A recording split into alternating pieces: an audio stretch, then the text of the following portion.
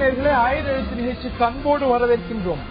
பருவமழை, தென்மேற்கு பருவமழை ஏமாற்றம் அளிக்கும் போன்று தோன்றுகிறது. அப்படித்தான் அரசும் கூட அறிவித்திருக்கிறது. நிச்சயமாக இதில் பற்றாக்குறை இருப்பதற்கான வாய்ப்புகள் 88% பெய்வதற்கான வாய்ப்பு இருக்கிறது என்று அரசாங்கம் சொல்கிறது. இந்த ஒரு அறிக்கையானது, இந்த ஒரு கணிப்பானது பொய்க்க வேண்டும் என்று ஆண்டவனைத்தான் பிரார்த்திக்க வேண்டும் என்று அமைச்சரே சொல்கிறார். இது நிச்சயமாக பல கேள்விகளையும் நமக்கு பீதியையும் சேர்த்து கிளப்புகிறது. இந்த நாட்டுடைய பெரும்பாலான மாநிலங்கள், முக்கியமான மாநிலங்கள் பருவமழைக்கு, அதாவது தென்மேற்கு பருவமழையை பெரிதும் நம்பி இருக்கக்கூடிய மாநிலங்கள். சென்ற ஆண்டே போதுமான அளவுக்கு பற்றாக்குறையில தான் பருவமழை பெய்திருக்கிறது. அப்படிங்கும்போது தொடர்ச்சியான 2 ஆண்டு பற்றாக்குறை மழை அப்படிங்கிறது நாட்டுடைய வளர்ச்சியில நேரடியாக தாக்கத்தை ஏற்படுத்தக்கூடியது. உணவு உற்பத்தியில நேரடியாக தாக்கத்தை ஏற்படுத்தக்கூடியது. தென்மேற்கு பருவமழையை பொறுத்த வரைக்கும் தமிழ்நாடு பெரிய அளவுக்கு நம்பி இல்லை. அதுல ஒரு பகுதி நம்பி இருக்கிறது என்றாலும் கூட முக்கியமாக நமக்கு நீராதாரமாக இருக்கக்கூடிய காவிரி எல்லாம், கர்நாடகம் எல்லாம் தென்மேற்கு பருவமழையை கணிசமாக நம்பி இருக்கக்கூடியவை. ஆக நமக்கும் கூட பீதியும் அதிர்ச்சியும் சேர்ந்து எழுகிறது. இதையெல்லாம் தாண்டிய கேள்வி, நாம் இதை சமாளிக்கக்கூடிய தயார் நிலையில் இருக்கின்றோமா? நமது நீர் மேலாண்மை சரியாக இருக்கிறதா? வறட்சி அறிவிப்பு தயாராக உள்ளனவா அரசுகள் அப்படிங்கிற கேள்வித்தான் பிரதானமாக எழுகிறது இன்றைய ஆயுத எழுத்து நிகழ்ச்சியில். இது சார்ந்த கூடுதல் விவரங்களை எமது சிறப்பு செய்தியாளர் சலீம் முதலில் தர கேட்போம். இந்தியாவுல 60% மக்கள் விவசாயத்தை தான் நம்பி இருக்காங்க. அதாவது விவசாய நிலத்தில் 40% மட்டும்தான் நீர்ப்பாசனம் செய்யப்படுகின்றது. எஞ்சி இருக்கும் 60% விவசாய நிலம் மழையை நம்பித்தான் இருக்கிறது. இந்தியாவை பொறுத்த வரைக்கும் மழை அப்படின்னு நாம சொல்லணும்னா ஜூன் மாசம் ஆரம்பிக்கும் அப்படின்னு சொல்லிட்டு நமக்கு எல்லாருக்கும் தெரியும். 4 மாசம் நல்ல மழை இருக்கும் இந்தியாவுல. இதுதான் என்ன சொல்றாங்க அப்படின்னா தென்மேற்கு பருவக்காற்று அப்படின்னு சொல்றாங்க. தென்மேற்கு பருவக்காற்று இந்த பக்கத்திலிருந்து வீசும். முதல்ல இந்தியாவுல ஒரு மாநிலத்திற்கு முதல்ல மழை கிடைக்குதுன்னா அது நம்ம கேரளா அப்படின்னு சொல்லலாம். கேரளால மழை வந்துருச்சுன்னா மற்ற மாநிலத்துல எல்லாம் மழை வந்துடும் அப்படின்னு சொல்லிட்டு ரொம்ப ஈஸியா சொல்லிடுவாங்க. 4 மாத காலம் இந்த காற்று மேகத்தை நகர்த்தி கொண்டே செல்கிறது. ஆக இப்பொழுது பிரச்சனை என்ன அப்படின்னு சொல்லிட்டு நாம பார்த்தோம்னா, கேரளாவுல மே இறுதியிலேயே மழை வரும் அப்படின்னு சொல்லிட்டு சொன்னாங்க. ஆனால் கேரளாவில் மழை வரவில்லை. இன்றுதான் மழை வந்திருக்கு. ஜூன் 5ஆம் தேதி. வழக்கமா ஜூன் 1ஆம் தேதி வந்துடும் அப்படின்னு சொல்லிட்டு சொல்லுவாங்க. அதுவும் இல்ல, 5 நாள் தள்ளி வந்திருக்கு. இதனால என்ன ஆகும் அப்படின்னா விவசாயிகள் பாதிக்கப்படுவாங்க. வழக்கமா வர மழை வரல, குறைந்து வருகிறது என்றால் விளைச்சல் பாதிக்கப்படும். விளைச்சல் பாதிக்கப்பட்டால் விவசாயிகள் பாதிக்கப்படுவார்கள். விவசாயிகள் பாதிக்கப்பட்டால் மற்ற தொழில் பண்றவங்க பாதிக்கப்படுவாங்க. அத்தியாவசிய பொருட்களின் விலை அதிகரிச்சிடும். ஏன்னா விளைச்சல் மற்ற இடங்களில் குறைந்திருக்கும். இது முக்கிய பிரச்சனை. இது மட்டும் இல்ல, இந்தியாவுல கடந்த 20 வருஷத்துல விவசாய தற்கொலைகள் 3 லட்சம். ஒரு வருஷத்துல சராசரியா 15,000 விவசாயிகள் இந்தியாவில் தற்கொலை செய்து கொள்கிறார்கள். ஆக பிரச்சனை மிகப்பெரியது. தமிழ்நாட்டை பொறுத்த வரைக்கும், அதாவது இந்த தென்மேற்கு பருவக்காற்று மூலியமாக இந்தியாவுல 70% இந்திய நிலத்திற்கு மழை கிடைக்கிறது. மீதி 30% மற்ற நேரத்தில் மழை கிடைக்கிறது. அதுவும் தமிழகத்துக்கு குறிப்பா தென்மேற்கு பருவக்காற்றை விட வடகிழக்கு பருவக்காற்று தான் மழையை கொண்டு வந்து தருகிறது. இப்பொழுது பிரச்சனை மிக பெரிதாக இருப்பதால் அரசாங்கம் இதை சமாளிக்க தயாரா என்ற கேள்வி எழுந்திருக்கிறது. இந்த கேள்வி எழுந்திருப்பதனால் இந்த விவாதம் எழுந்துள்ளது. வறட்சிக்கான வாய்ப்பு தெரிகிறது. ஆண்டவனைத்தான் நம்ப வேண்டும். இந்த ஒரு கணிப்பு, அரசாங்கத்துடைய இந்த வானிலை மையத்துடைய கணிப்பு தவறாக இருக்க வேண்டும் அப்படின்னு ஆண்டவனைத்தான் நம்ப வேண்டியிருக்கிறது என்று அரசாங்கமே சொல்கிறது. அரசாங்கம் தயாராக இருக்கிறதா இதை சமாளிப்பதற்கு? மாநில அரசாங்கம் சரியான யுக்திகளை கையாண்டிருக்கிறதா? மத்திய அரசாங்கம் தயார் நிலையில் இருக்கிறதா? பல கேள்விகள் எழுந்திருக்கின்றன. விவாதிப்போம் நேயர்களே. இந்த நிகழ்ச்சியில் நம்முடைய பங்கேற்கிறார்கள் அதிமுகவுடைய மகளிர் அணி துணை செயலாளர், அதே போல சமூக நல வாரியத்துடைய தலைவர் செல்வி CR சரஸ்வதி அவர்கள். நிகழ்ச்சிக்கு அவரை அன்போடு வரவேற்கின்றோம். அதே போல பாரதிய ஜனதாவுடைய மாநில பொருளாளர் திரு SR சேகர் அவர்கள், அன்போடு அவரை வரவேற்கின்றோம். அதே போல சட்டமன்ற உறுப்பினர் திரு குணசேகரன் அவர்கள் இணைகிறார். தமிழ்நாடு விவசாய சங்கத்துடைய தலைவரும் கூட அவர். நிகழ்ச்சிக்கு அவரை அன்போடு வரவேற்கின்றோம். மற்றும் டெல்லியில் இருந்து இணைகிறார் அனைத்து விவசாயிகள் சங்க ஒருங்கிணைப்பு குழுவுடைய தலைவர் திரு PR பாண்டியன். அனைவரையும் இந்த நிகழ்ச்சிக்கு அன்போடு வரவேற்கின்றோம். என்னுடைய முதல் கேள்வி திரு SR சேகர் அவர்களுக்கு தான். ஒரு கணிப்பு சொல்லப்பட்டிருக்கிறது 88% இருக்கக்கூடும். ஒரு தனியார் அமைப்பு, தனியார் வானிலை ஆய்வு அமைப்பு இல்ல சரியா பெயர்த்துக்கான வாய்ப்பு இருக்கிறதுன்னு சொல்றது. எப்படி இருந்தாலும் அரசாங்கத்துடைய இந்த ஒரு கணிப்பு சரியாக இருந்தால் தொடர்ச்சியாக 2 ஆண்டுகள் பற்றாக்குறை மழை அப்படிங்கிறது இயல்பா சமாளிக்கக்கூடிய ஒரு விஷயம் அல்ல. எந்த அரசாங்கமானாலும் அது ஒரு சவாலான ஒரு விஷயமாகத்தான் இருக்கும். நேரடியா இந்த ஒரு பற்றாக்குறை மழை அப்படிங்கிறது வளர்ச்சியை பாதிக்கக்கூடிய ஒரு விஷயம். ஆக நம்முடைய அச்சத்தின் இலக்கையும் சேர்த்தே பாதிக்கும். எந்த அளவுக்கு தயாராக இருக்கிறது இந்திய அரசாங்கம்? நீங்க உங்களுடைய முதல் விஷயத்துல சொன்னீங்க, ஆண்டவனை நம்பித்தான் மழை இருக்கிறது என்று, ஆண்டவனை நம்பித்தான் இப்போது இருக்கிறது என்று அமைச்சர் சொன்னார், மழை இல்லாத காரணத்தினால. அப்படி சொல்லலன்னா, அதாவது இந்த அறிக்கை பொய்யா இருக்கணும்னு ஆண்டவனை தான் நம்ம பண்ணோம் அப்படின்னு சொன்னார். அதே அமைச்சர் சொன்னதை நீங்கள் சொன்ன ஒரு பக்கத்துல அமைச்சர்கள் என்ன செய்திருக்கிறார்கள் என்று சொன்னதையும் சேர்த்து சொன்னால் இந்த விவாதத்துக்கு அவசியம். அதுதான் நான் சொல்ல வரேன். அதாவது ஏப்ரல் மாதம் இந்த கணிப்பு, மெட்ரலாஜிக்கல் டிபார்ட்மெண்ட் கணிப்பு வந்த உடனேயே ராதா மோகன் சிங் இம்மீடியட்டா அவனுடைய மெஷினரியை முடுக்கி விட்டு இந்தியாவினுடைய 679 மாவட்டங்களில் 580 மாவட்டங்கள் கண்டிஜென்சி பிளானுக்கு உடனடியாக உட்படுத்தப்பட்டது. 30 மாவட்டங்கள் நார்த் ஈஸ்ட்ல இதை சேர்த்திருக்கிறது. ஆக 610 மாவட்டங்கள். ஒன்று.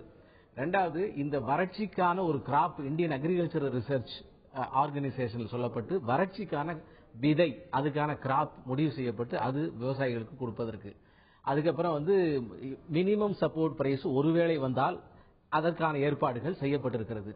இதற்கு மேல இந்த இன்னும் பல்வேறு விஷயங்கள் இருக்கு. அதை நான் சொல்றேன். ஏன்னா அரசு என்ன செய்ய முயற்சிக்கிறது என்பதை நாம் தெரிந்து கொள்வதன் மூலமாக மக்களுக்கு இந்த ஊடகங்களின் மூலமாக எச்சரிக்கை என்கின்ற பெயரிலே ஒரு பெரிய பயத்தை கொடுக்கின்ற ஒரு நிலைமை மாற வேண்டும் என்பதற்காக அரசு தரப்பிலிருந்து அதனாலதான் இந்த தெளிவும் கொடுக்க வரும். இன்னொன்னு, இந்த அவசர கூட்டத்தில் பிறகு அறிவிக்கப்பட்ட விஷயமாக மானியமும் கூட விவசாயிகளுக்கு கொடுப்போம்னு சொல்லப்பட்டிருக்கிறது. இது உங்களுடைய முதற்கட்ட விளக்கம். இல்ல ஒரே ஒரு விஷயம் சேர்த்து சொல்லிடுறேன். அதாவது இந்த பயத்துக்கு அவசியமே இல்லை. காரணம், இந்தியாவினுடைய தேவை ஒரு மாதத்திற்கான, ஒரு ஆண்டுக்கான தேவை 41 மில்லியன் டன் உணவு தானியங்கள், 59 மில்லியன் டன் கையிருப்பு இருக்கிறது. ஆகவே ஓராண்டுக்கு இருக்கக்கூடியதற்காக நாம் கவலைப்பட வேண்டிய அவசியம் இல்லை. போன தடவை கூட 3வது குவார்டர் 4வது குவார்டர்ல தான் அந்த இது பயிரானது கிராப் குறைந்தது. ஆனால் ஓவரால் இந்தியன் இதுல அது சரியாக வந்திருக்கிறது என்கின்ற விஷயம் சொல்லப்பட்டிருக்கிறது. எனவே இந்த அரசு முறையாக கடுமையாக விஷயங்களை முடுக்கிவிட்டு மற்ற காலங்கள் இல்லாத போல எல்லா துறைகளையும், agriculture department, food and consumer department, மின்சாரம், finance, rural development, water resources என்று சொல்லி ஒவ்வொரு டிபார்ட்மெண்ட்டும் அதனுடைய பணிக்கு என்னென்ன முன்னெச்சரிக்கை நடவடிக்கைகள் எடுத்திருக்கிறது என்பதை அரசாங்கம் சொல்லியிருக்கிறது. எந்த காலத்திலும் இல்லாத அளவுக்கு அரசாங்கம் தயாராக இருக்கிறது. பாயிண்ட் டேக்கன், தயாரா இருக்கு அப்படின்னு சொல்லியிருக்கிறீங்க. 2 ஆண்டு தொடர் பற்றாக்குறை மழை பெய்யுமானால் நிச்சயமாக அதுல நம் கன்சர்ன் பெற வேண்டிய விஷயங்கள் இருக்கிறது. நம் கவலை கொள்ள வேண்டிய விஷயங்கள் இல்லாமல் இல்லை. நான் இந்த நிலையில திரு குணசேகரன் அவர்கள்ட்ட கேட்க இருக்கின்றேன். தமிழ்நாட்டை பொறுத்த வரைக்கும் இந்த ஒரு தென்மேற்கு பருவமழை பொய்த்தால் எந்த அளவுக்கு பாதிப்பு ஏற்படும் அப்படிங்கிற ஒரு கேள்வி பிரதானமாக எழுந்திருக்கிறது. ஏனென்றால் தமிழ்நாட்டை பொறுத்த வரைக்கும் தென்மேற்கு பருவ காற்றை பொறுத்த வரைக்கும் மழை மறைவு மாநிலம். 32% 34% தான் நம்ம தென்மேற்கு பருவமழையை நம்பி இருக்கின்றோம். 46% வடகிழக்கு பருவமழையை பொறுத்த வரைக்கும் தான். 20% கோடை மழையை நம்பி இருக்கிறோம். ஆனா கோடை மழை சராசரியை விட மிக அதிகமாகவே பெய்திருக்கிறது. தமிழ்நாடு ஸ்பெசிபிக்கா இந்த ஒரு கணிப்பை பார்ப்போமே ஆனால், ஒரு பற்றாக்குறை தென்மேற்கு பருவமழை நமக்கு ஒரு பெரிய தாக்கத்தையும் ஆபத்தையும் சேர்த்தே கொண்டதா? நம்ம பெரிய அளவுக்கு கவலைப்பட வேண்டிய அவசியம் இல்லையா? பொதுவா முதல்ல இன்னொரு கருத்து சொல்லிடுறேன். இப்ப பருவமழை பொய்க்கிறது, மாறுதல் ஏற்படுறதெல்லாம் உலக வெப்பமயமாக்கல் ஏற்பட்டதற்கு பின்னாடி சுற்றுச்சூழல் பாதிப்பு ஏற்பட்டு உலகம் முழுவதுமே மிகப்பெரிய பாதிப்புக்கு உள்ளாகி இருக்கு. அது இந்தியா விதிவிலக்கல்ல. ஆனா இப்ப நம்ம இந்திய அரசை பொறுத்தவரை இதற்கு ஒரு நீண்டகால திட்டத்தை உருவாக்குவதற்கு பதிலாக எப்பொழுதெல்லாம் வறட்சி ஏற்படுகிறதோ அப்பொழுது ஒரு மாற்று பயிர் அல்லது ஏதாவது வறட்சி நிவாரணம் இது மட்டுமே கொடுத்து நாங்கள் சமாளிச்சிருவோம், கையிருப்பு இருக்கு அப்படின்னு சொல்றது என்பது ஒரு அரசுக்கு பொருத்தமானதாக இருக்க முடியாது. அது ஒரு நீண்டகால பிரச்சனையை தீர்க்காது. இன்னைக்கு உலக வெப்பமயமாக்கல் ஏற்பட்டிருக்கிற நிலையில் ஒரு இந்திய நாட்டில் நீர் ஆதாரத்தை, நீர் மேலாண்மை செய்வதற்கான ஒரு அடிப்படை கூறுகளை நாம் ஆய்வு வேண்டிய நிலையில் இருக்கிறோம். மழை எந்த அளவுக்கு பெய்கிறது என்பதை விட இருக்கக்கூடிய நீர் வளத்தை, அது நிலத்தடி நீராக இருந்தாலும் சரி, மழை நீராக இருந்தாலும் சரி, அதை எப்படி சேமிக்கிறோம், எப்படி பகிர்ந்து கொள்கிறோம் என்பதில் தான் இந்த பிரச்சனைக்கு ஒரு நிரந்தர தீர்வை ஏற்படுத்த முடியும். இப்ப அந்த அடிப்படையில் பார்க்கும்போது நீங்க சொன்ன மாதிரி இப்ப தமிழ்நாட்டில் தென்மேற்கு பருவமழையின் போது நமக்கு நேரடியாக தமிழ்நாட்டுக்கு கிடைக்கிற மழையில ரொம்ப கம்மி தான், 33% தான். வடகிழக்கு தான் நமக்கு அதிகமாக மழை பொழிவை கொடுக்கக்கூடியது. ஆனா இப்ப தென்மேற்குல வரும்போது என்ன வருதுனாக்க முல்லை பெரியாறு அணை, இப்ப அது 5 மாவட்ட மக்களுடைய நீராதாரம் விவசாயத்துக்கான பகுதி. முல்லை பெரியாருக்கு வந்து தென்மேற்கு பருவமழை தான் முக்கியத்துவம். அதே மாதிரி காவிரி டெல்டா பகுதிக்கு அதுதான் இந்தியாவுடைய உணவு உற்பத்தி களஞ்சியமா இருக்கக்கூடிய ஒரு பகுதி.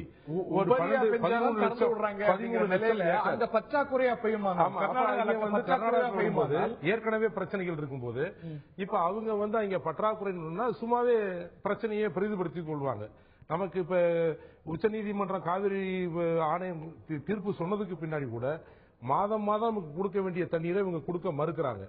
கொடுக்க மறுத்தினுடைய விளைவாக கடந்த ஆண்டு நமக்கு கொடுக்க வேண்டிய தண்ணீரே 40 டிஎம்சி தண்ணீர் இருக்கு. இப்ப 40 டிஎம்சி தண்ணீர் நமக்கு கொடுத்திருந்தா இப்ப இருக்கக்கூடிய 78 அடி உயர தண்ணீர்ல ஜூன் 12ஆம் தேதி நமக்கு குறுவை சாகுபடிக்கு தண்ணீர் திறந்திருக்க முடியும். ஆனா குறுவை சாகுபடிக்கு தண்ணீர் திறக்க முடியாதுன்னு இன்னைக்கு முதலமைச்சரே அறிவித்திருக்கிற ஒரு நிலை என்பது தமிழக மக்களுக்கு ஏமாற்றத்தை அளிக்கிறது. அதற்கு காரணம் யார் அப்படின்னு சொன்னா தமிழக அரசு மட்டுமல்ல, மத்திய அரசு தான் அதுக்கு காரணம். கடந்த ஐக்கிய முற்போக்கு கூட்டணி அரசா இருந்தாலும் சரி, இப்ப இருக்க பிஜேபி அரசா இருந்தாலும் சரி, உச்சநீதிமன்றம் காவிரி தீர்ப்பு சொன்னதுக்கு பின்னாடி காவிரி நீர் மேலாண்மை வாரியத்தை அமைச்சிருந்தா அந்த தண்ணீரை ரெகுலேட் பண்ணி நமக்கு உரிய தண்ணீரை கொடுத்திருந்தா நமக்கு இந்த பிரச்சனையே வராது. அப்ப இப்படிப்பட்ட ஒரு ஆனா அந்த காவிரி மேலாண்மை வாரியம் அப்படிங்கிறது நமக்கு கிடைக்க பெற வேண்டிய உரிமை அப்படிங்கிறது இன்னி வரைக்கும் கிடைக்க பெறாமல் இருக்கு. காவிரி நமக்கு மாதம் அனுமதிக்கப்பட்ட அளவு தெளிவா வரையறுக்கப்பட்டதை கர்நாடகா இதுவரைக்கும் திறந்துவிட மறுக்கிறது. நிச்சயமா நீங்க சொல்றதுல நியாயம் இல்லாமல் இல்ல. அதை தாண்டி அவர் சொல்லக்கூடிய ஒரு பாயிண்ட் அப்படிங்கிறது, ஒரு வறட்சி வருமானால், மழை பொய்க்க வாய்ப்பு இருக்குமானால் அந்த உடனடியா நீஜர்க்கா சில விஷயங்கள் செய்யப்படுறதை தவிர, அட்ஹாக்கா செய்யப்படுறதை தவிர ஒரு நீண்ட கால திட்டமிடல் அப்படிங்கிறது அரசுகள்கிட்ட இல்ல இன்னும் குற்றம் சாட்டுறீங்க. நான் செல்வி சி.ஆர். சரஸ்வதி அவர்கள்ட்ட அதான் நான் கேட்க விரும்புறேன். ஜூன் 12ஆம் தேதி குருவைக்கு மேட்டூர்ல இருந்து திறந்து விடுவது அப்படிங்கிறது ஒரு கனவாகவே ஒவ்வொரு வருஷமும் மாறிட்டு இருக்கு. திறந்து விட்ட போதெல்லாம் உங்களுடைய சாதனைன்னு சொன்னீங்க. இம்முறை கர்நாடகால இருந்து நமக்கு கிடைக்க பெற வேண்டிய தண்ணீர் கிடைத்தாலும் கூட ஜூன் 12 திறக்கப்படுறதுக்கான வாய்ப்பு இல்ல மேட்டூர்ல அப்படிங்கும் போது நிச்சயமாக விவசாயிகளுக்கு அதிர்ச்சி அளிக்கக்கூடிய செய்தி. தெளிவா அம்மா அவர்கள் அமைச்சரவை கூட்டத்தில் சொல்லியிருக்காங்க. இன்னைக்கு இருக்கிற கையளவு தண்ணியை வைத்துதான் நாம் திறந்து விடுவதை பற்றி நாம் யோசிக்க முடியும். இவ்வளவு கம்மியான ஒரு தண்ணியை வச்சுக்கிட்டு நீங்க திறந்து விட முடியாது என்பதை மிக தெளிவாக நேற்றைக்கு முன்தினம் அம்மா அவர்கள் அமைச்சரவை கூட்டத்தில் சொல்லியிருக்காங்க. ஏன்னா காவேரியிலிருந்து தண்ணீர் வரவில்லை என்பது ஒண்ணு, மிக குறைந்த அளவில் தர்றாங்கன்றது ஒண்ணு. நீங்க சொன்ன மாதிரி இயற்கை பொய்த்தால் அரசு போராடலாம், எல்லாம் செய்யலாம். இயற்கையும் ஒத்துழைக்கலையே. இப்ப நம்ம நினைக்கிறோம் காலம் போக போக எல்லாத்தையும் சொன்னாங்க, சுனாமி வந்ததுக்கு பிறகு இயற்கையே மாறிவிட்டது, எப்ப மழை பெய்யுதுன்னு தெரியும். ஆனா ஒண்ணு எங்களுக்கு ஒரு நம்பிக்கை, ஒரே ஒரு விஷயம் ஹரி, எனக்கு நம்பிக்கை உண்டு. பொதுவா வானிலை அறிக்கை மழை வரும்னா அன்னைக்கு மழை வந்தது இல்ல, வராதுன்னா கண்டிப்பா மழை பெய்யும். ஆகவே இயற்கை நமக்கு உறுதுணையாக இருந்து வானிலை அறிக்கை பொய்யா மழை பெய்ய வேண்டும் என்பது ஆண்டவனுடைய விருப்பம். அமைப்பு மேல அவ்வளவு நம்பிக்கை உங்களுக்கு அப்படி இருக்கு. அவர்களே சொல்லிருக்காங்க, ஒவ்வொரு தடையும் இந்த மாதிரி ப்ரெடிக்ட் பண்ணும்போது மழை பெய்யுது, டிராட் வரும்னு நினைக்கிறப்ப மழை பெய்யுது, மழை பெய்யுங்கிறப்ப அப்படிங்கிற அவங்களே சொல்லிருக்காங்க. ஐஎம்டியை விட வேற ஒரு இது மாற்றி சொல்லப்பட்டது. கிளைமேட் அப்படிங்கிற ஒரு தனியார் அமைப்பு என்ன சொல்லுது, இவங்க 88% தான் பெய்யும், பற்றாக்குறை மழை இருக்கும் அப்படிங்கிறாங்க. எங்களுடைய கணிப்பு அப்படிங்கிறது வேலை சில காரணிகளால நிச்சயமாக அளவை விட அதிகமாக, கொஞ்சம் அதிகமாக 102% பெயர்த்துக்கான வாய்ப்பு இருக்குங்கிறாங்க. we have to wait and watch. அது வேற விஷயம். ஆனா இன்னைக்கு தமிழ்நாட்டை பொறுத்த வரைக்கும் நீங்க சொன்னீங்க இயற்கை காரணி, கர்நாடகா திறந்து விடல, கர்நாடகா திறந்து விடாம நாங்க எப்படி மேட்டூரை திறந்து விடுறீங்க? நியாயமான கேள்வி. ஆனா இதே போன்ற இயற்கை காரணிகளால திறந்து விட்ட போது நாங்கள் திறந்து விட்டோம் அப்படின்னு பெருமையா சொன்னீங்க. அதனால இந்த ஒரு கேள்வி இயல்பா உங்களுக்கு இருக்கும் போது அம்மா கொடுத்து விடுவார். அதுதான் அது உங்களுடைய சாதனை. எங்க காவேரி நதிநீரை அந்த வழக்கில் வெற்றி பெற செய்ததே சாதனை இல்லையா? அது அரசு கெஜெட்ல கொண்டு வந்ததே சாதனை இல்லையா? முல்லை பெரியாறு அணையில போராடி வெற்றி பெற்றது சாதனை இல்லையா? எல்லாம் சாதனை தான். ஆனா அதோட பலன், அந்த சாதனையுடைய பலன் வீடு வந்து சேரும்போது, தண்ணி வீடு வந்து சேரும்போது கெசட்டா இருக்கு, இறுதியான கெசட்டா இருக்கு. ஆனா அதற்கு பிறகு என்னாச்சு? இறுதியான கெசட் ஆகி எப்போ அவர்கள் எங்க நீதிமன்றம் தீர்ப்பு சொல்லி கூட கர்நாடக அரசு தண்ணி தர மறுக்கும் போது நாம் என்ன செய்ய முடியும் சொல்லுங்க? நீதிமன்றம் நீங்க சொன்ன மாதிரி இன்னைக்கு காவிரி மேலாண்மை வாரியம் அமைக்கல. இரண்டாவது, கர்நாடக அரசு தமிழ்நாட்டுக்கு தண்ணியை கொடுக்க வேண்டும் என்பதை உத்தரவே கர்நாடக அரசுக்கு உச்சநீதிமன்றமே சொல்லி இருக்கு. அப்படி இருந்தும் எங்களுக்கு மழை ஜாஸ்தி பெஞ்சு எங்களுக்கு அதிகமா தண்ணி கிடைச்சாதான் நாங்க திறந்து விடுவோமே தவிர வருஷம் கொடுக்க மாட்டோம் என்பது கர்நாடகாவோட நிலைப்பாடா இருக்கு. அப்ப தமிழ்நாடு என்ன பண்ண முடியும்? போராடி வாங்கித்தான் ஒவ்வொரு வருஷமும் விவசாயிகளுக்கு அம்மா இந்த தண்ணியை தருவதனால்தான் நாங்கள் அன்னைக்கு இதை பெருமையா சொல்றோம். இந்த தடவையும் அம்மா அவர்கள் போராடி பெற்று மக்களுக்கு தராங்கன்னு சொல்றோம். அதுல என்ன தவறு இருக்க முடியும்? இந்த பகுதியில திரு பி ஆர் பாண்டியன் அவர்களை வரவேற்கிறேன். நம்ம ஏற்கனவே பேசிட்டு இருந்த ஒரு விஷயம் தான், தமிழ்நாட்டுக்கு இது ஒரு அச்சத்தை ஏன் கொடுக்குது அப்படின்னா, நமது அண்டை கர்நாடகால நல்லா மழை பெய்யணும் அப்படின்னு இன்னைக்கு நம்ம பிரார்த்திக்கிற நிலைமையில இருக்கிறோம். ஏனென்றால் அங்க மழை பெய்து உபரியா இருந்தாதான் இன்னைக்கு தண்ணீர் இங்க வந்து சேரக்கூடிய ஒரு சூழ்நிலை பார்க்கிறோம். இந்த பருவமழை பொய்க்குமானால் டெல்டா விவசாயிகளை பொறுத்த வரைக்கும் என்ன நிலை ஏற்படும்? பருவமழை பொய்க்குமா பொய்க்காதா என்பது இனிதான் பார்க்க போகிறோம். 12% இந்த ஆண்டு பருவமழை குறைவாக பெய்யும் என்று ஆய்வுகள் தெரிவிக்கிறது. அரசாங்கம் பருவமழை தவறுவதை பற்றி நாங்கள் என்ன செய்வது, இது கடவுள்தான் காப்பாற்ற வேண்டும் என்று, இது அரசாங்கம் தன நிலையிலிருந்து தடம் புரளுகிற போது நியாயப்படுத்துவதற்கான முயற்சியாகத்தான் நாங்கள் பார்க்கிறோம். அமைச்சர் எங்க சொல்றாரு அப்படின்னா, இந்த ஒரு கணிப்பை பற்றி சொல்லும் பொழுது இந்த கணிப்பு பொய்க்கணும் அப்படின்னு நம்ம கடவுளை இது பண்ண மழையை அமைச்சர் கொண்டு வர முடியாது, நிப்பாட்ட முடியாது. இந்த கணிப்பு பொய்க்கட்டும்னு நம்ம கடவுளை பிரார்த்திப்போம் அப்படிங்கிற என்னுடைய பணியை செய்ய மாட்டேன்னு சொல்லல. அவர் பணியை செஞ்சுட்டு சொன்னார்னா நம்ம அதை செய்யலாம். இங்க இவ்வளவு பணிகளை மேற்கொண்டுட்டோம், வறட்சி நிவாரண பணிகள். இப்ப கிராமப்புறங்கள 100 நாள் வேலை திட்டம் மூலமா குளம் குட்டைகள் தான் தூர்வாரண பணி, ஆறுகள் குளங்கள் வாய்க்கால்கள் இதெல்லாம் தூர்வாரண பணியெல்லாம் இன்னைக்கு நிறுத்திட்டாங்க. ஆகவே இவங்க என்னத்தை செஞ்சாங்க? வறட்சி நிவாரணம் செஞ்சிருக்காங்களா, இல்ல ஆறுகளை இணைப்பதற்கான திட்டம் வாஜ்பாய் காலத்துல துவங்கப்பட்ட திட்டம் இன்னைக்கு பேரளவுல தான் இருக்கு. இவங்க நாங்க செய்ய போறோம்னாங்க 100 கோடியே முதல் பட்ஜெட்ல சொன்னாங்க, இன்னை வரைக்கும் அதுதான் தொடருது. எந்த திட்டத்தை இவங்க மேம்படுத்திருக்காங்க? கங்கையை சீரமைக்கிற திட்டம் மட்டும் தான் அவங்க சொல்லிட்டு இருக்காங்க. கங்கையை மட்டும் சீரமைச்சுட்டா இந்தியாவில கடவுள் காப்பாத்திடுவாரா? இல்ல கர்நாடகத்துல அபரிமிதமான மழை பெஞ்சிருக்கு. இதுவரையிலும் கோடை மழை இப்படி பெஞ்சு இன்னைக்கு கர்நாடக அணைகள் நிரம்பி இன்னைக்கு 7000 கனஅடிக்கு மேல தண்ணி வந்துகிட்டு இருக்கு. ஆனா நமக்கு நவம்பர் மாசத்துலயும் தண்ணி தரணும், அவங்க தர வேண்டிய தண்ணீரை அவங்க தர மறுக்கிறாங்க. இன்னைக்கு இவங்க தமிழக முதலமைச்சர் அறிவிச்சிருக்காங்க, இருக்கிற தண்ணியில நாங்க எப்படி இன்னைக்கு திறந்து விட முடியும்னு. ஆனா இது நியாயப்படுத்துறது சரிதானாங்கிறது எங்களோட கேள்வி. தமிழக முதலமைச்சர் 2011 ஆட்சி பொறுப்பேற்ற 2011-12 மட்டும்தான் இன்னைக்கு குறுவை சாகுபடிக்கு தண்ணி கிடைச்சிருக்கு. தமிழ்நாட்டை பொறுத்தவரையில முப்போகம் விளைஞ்ச பூமி, ஒரு போக சம்பா சாகுபடி மட்டுமே விவசாயிகளை பாதுகாத்துருமான பாதுகாக்காது. ஏன்னா 11-12ஆம் ஆண்டு அன்றைக்கு அபரிமிதமான குறுவை சாகுபடி மேற்கொண்டதால்தான் விவசாயிகள் கடந்த காலங்களில் இருந்த பாதிப்புல இருந்து தப்புனாங்க. 12-13 மிகப்பெரிய வறட்சி, கிட்டத்தட்ட 19 பேர் அதிர்ச்சி தற்கொலை மரணங்களுக்கு தமிழ்நாட்டில் ஆளானாங்க. இன்னைக்கு அது தொடர்ந்துகிட்டு இருக்கு. சென்றாண்டு மழை குறைவு, சென்றாண்டு பெய்த மழை உரிய காலத்தில் உரிய தேவைக்கேற்ப பெய்யவில்லை. இன்னைக்கு மழை பெய்யற அளவு கூட உரிய காலத்தில் உரிய நேரத்தில் தேவையான அளவு பெய்தானே கிடையாது. ஒரு மாதங்கள் தொடர்ந்து பெய்ய வேண்டிய மழை ஓரிரு நாட்கள்ல கொட்டி தீர்த்துட்டு போயிடுது, அப்ப அடிச்சிட்டு போயிடுது. வடகிழக்கு பருவமழை என்பது நம்மளுடைய சாகுபடியை பாதுகாக்க பயன்படுத்த முடியாது. தமிழகத்தினுடைய நீராதாரத்தை மேம்படுத்துவது, தமிழகத்தினுடைய விவசாயிகளை பாதுகாப்பது, விவசாயத்தை பயன்படுத்துவது தென்மேற்கு பருவமழை தான். இந்த ஆண்டு தென்மேற்கு பருவமழை 5 நாட்கள் தாமதமாக இன்று துவங்கி இருக்கிறது என்று அறிவித்திருக்கிறார்கள். ஆனால் ஏப்ரல் மே மாதம் முழுவதும் கோடை மழை அபரிமிதமான மழை பெய்து இன்றைக்கு அணைகள் நிரம்பி வழிகிறது. அவர்கள் கொடுத்துக் கொண்டிருக்கிற உபரி தண்ணீர் இன்றைக்கு வந்து கொண்டிருக்கிறது. நாங்கள் கேட்பதெல்லாம் உச்சநீதிமன்றத்தில் வழக்கு இருக்கிறது, மத்திய அரசு நாம் வலியுறுத்திக் கொண்டிருக்கிறோம், கர்நாடகம் மறுத்துக் கொண்டிருக்கிறது. ஆனால் ஒரு செய்தி என்னவென்றால், நடுவர் மன்ற இறுதி தீர்ப்பின் அடிப்படையில் தண்ணீரை தருவதற்கு உச்சநீதிமன்றத்திலே கர்நாடக அரசு ஒப்புதல் வாக்குமூலம் கொடுத்திருக்கிறார்கள், ஒப்புக்கொண்டிருக்கிறார்கள். கடந்த காலங்களில் அது வழங்கியிருக்கிறார்கள். நான் இன்றைக்கு தமிழக முதலமைச்சர் கேட்பது, 11-12ஆம் ஆண்டு 12-13ஆம் ஆண்டு ஏற்பட்ட உங்களுடைய வேகம் ஏன் இன்றைக்கு நீங்கள் குறைத்துக் கொள்ள விரும்புகிறீர்கள்? இதுதான் நாங்க கேட்கிற விருப்பம். இல்ல தமிழக சர்க்கார் எப்படி வேகத்தை குறைச்சிருக்குன்னு சொல்றீங்க? வழக்கு இருக்கு, நீங்க 12-13 போட்டிருக்காங்க. எந்த இடத்துல இந்த காவிரி விவகாரத்துல இந்த தமிழக சர்க்காருடைய வேகம் குறைச்சிருக்குன்றீங்க? அதுக்கு காரணிகளை சொல்லுங்க. காவிரி பிரச்சனையில தமிழக முதலமைச்சர் இவங்க எடுத்துக்கொண்ட நடவடிக்கை தான் இன்னைக்கு உத்தரவாதப்படுத்தப்பட்டிருக்கு. 2013 அரசியலாக்கப்பட்டதுன்னா தினந்தோறும் உச்சநீதிமன்றம் ஏறி இறங்கினாங்க. அது மிகப்பெரிய ஒரு வரவேற்பு, ஒரு நம்பிக்கை ஏற்படுத்தல, நாங்க மாறுபடல. ஆனா இப்ப 2013 ஒரு வழக்கு அரசிதழில் வெளியிட்டது பிறகு இன்னும் காவிரி மேலாண்மை அமைக்கல அப்படி 2013 ஏப்ரல் மாசத்துல இவங்க வழக்கு தொடர்றாங்க. அந்த வழக்கு அன்னைக்கு கர்நாடக சட்டமன்ற தேர்தல் நடைபெறுகிறது சொல்லி தேர்தல் நடத்த விதிமுறையை சொல்லி கர்நாடகம் காலம் கடத்தினுச்சு. அதை உச்சநீதிமன்றம் ஏற்றுக்கொண்டது. 2014 அந்த வழக்கு ஒத்திவைக்கப்பட்டது. ஆனா இதுவரையிலும் அந்த வழக்கு விசாரணைக்கு வரல. இன்னைக்கு அடுத்த கட்டம் அவங்க புதிய அணையை கட்டுறேன்னு போறாங்க. போராட்டத்தை தடுப்பதற்கான வழக்கு நவம்பர் 28 நாங்க போராட்டத்தை அறிவிச்சோன்னு அன்றைய முதலமைச்சர் உடனடியாக வழக்கை தொடர்ந்தார். அந்த வழக்கு நிலுவையிலே இருக்கு, அது விவாதத்துக்கு வரல. அதுக்கப்புறம் உச்சநீதிமன்றத்துடைய நடவடிக்கையை பார்க்கணுமா? இங்க தமிழக அரசு குற்றச்சாட்டுக்கு என்ன இருக்கு? வழக்கு தொடர்ந்து இருக்கு. உச்சநீதிமன்றத்தில் வந்து வழக்க விரைவுபடுத்தி முடிக்க கொண்டு வர வேண்டிய பொறுப்பு முதலமைச்சருக்கு இருக்கு, தமிழக அரசுக்கு இருக்கு. சரஸ்வதி அவர்கள்ட்ட கேட்க விரும்புறேன். இந்த விவகாரத்துல, காவிரி விவகாரத்துல, நதிநீர் விவகாரத்துல அரசாங்கத்துடைய வேகம் குறைந்திருக்கு அப்படிங்கிறாரு.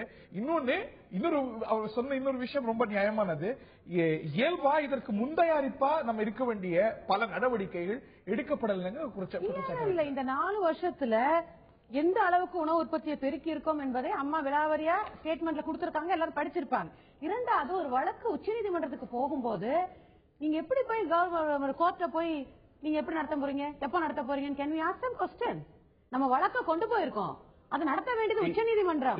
ஒரு முதலமைச்சராக அம்மா விவசாயிகளுக்காக இதுல நம்ம தொடர்ந்து இருக்கோம், வெற்றி பெற்றிருக்கோம். நம்ம முன்பிருந்த முனைப்பு இல்லை அப்படிங்கிற இல்லைங்க, அது சகோதரரோட பார்வையா இருக்கலாம். நிச்சயமாக இப்ப நீங்க பாருங்க 12 மணி நேரம் மும்முனை மின்சாரம். உதாரணத்துக்கு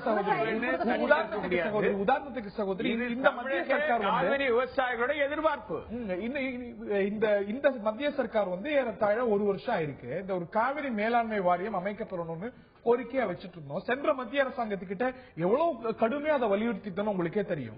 ஆனா சொல்லிருக்கிறோம், பிரதமர் கேட்டிருக்கிறோம், வழக்கு இருக்கு. பட் அதை தாண்டி 1 வருஷமா அமைக்கப்படாத காரணத்துல என்ன பிரஷர் அதிகப்படுத்திருக்கோம்? அது மத்திய அரசு கேட்க வேண்டிய கேள்வி மாநில அரசு எப்படி ஹரி கேட்க முடியும்? எங்களால் இறுதி அணை கெசட் பண்ணது மத்திய அரசாங்கம், அவங்களதான் கேட்டோம். வலியுறுத்தல் யாருக்கு போச்சு? மாநில சர்க்கார் கேட்டிருக்கோம். ஆனா அந்த ஒரு வழக்கே தொடர்ந்திருக்கும், இதுல வழக்கு தொடர்ந்திருக்கு, மேகதாதுல தொடர்ந்திருக்கு, எல்லாம் சரி. அந்த ஒரு பிரஷர் அப்படிங்கிறது போதுமானதா இருக்கா? எப்படி பிரஷர்னா எப்படி கொடுக்கணும்னு நினைக்கிறீங்க நீங்க? இந்த கடந்த ஆண்டு நம்ம கொடுக்க வேண்டிய தண்ணியை 38 TMC தண்ணி பாக்கி இருக்குங்கிறது எல்லாருக்கும் தெரியும்.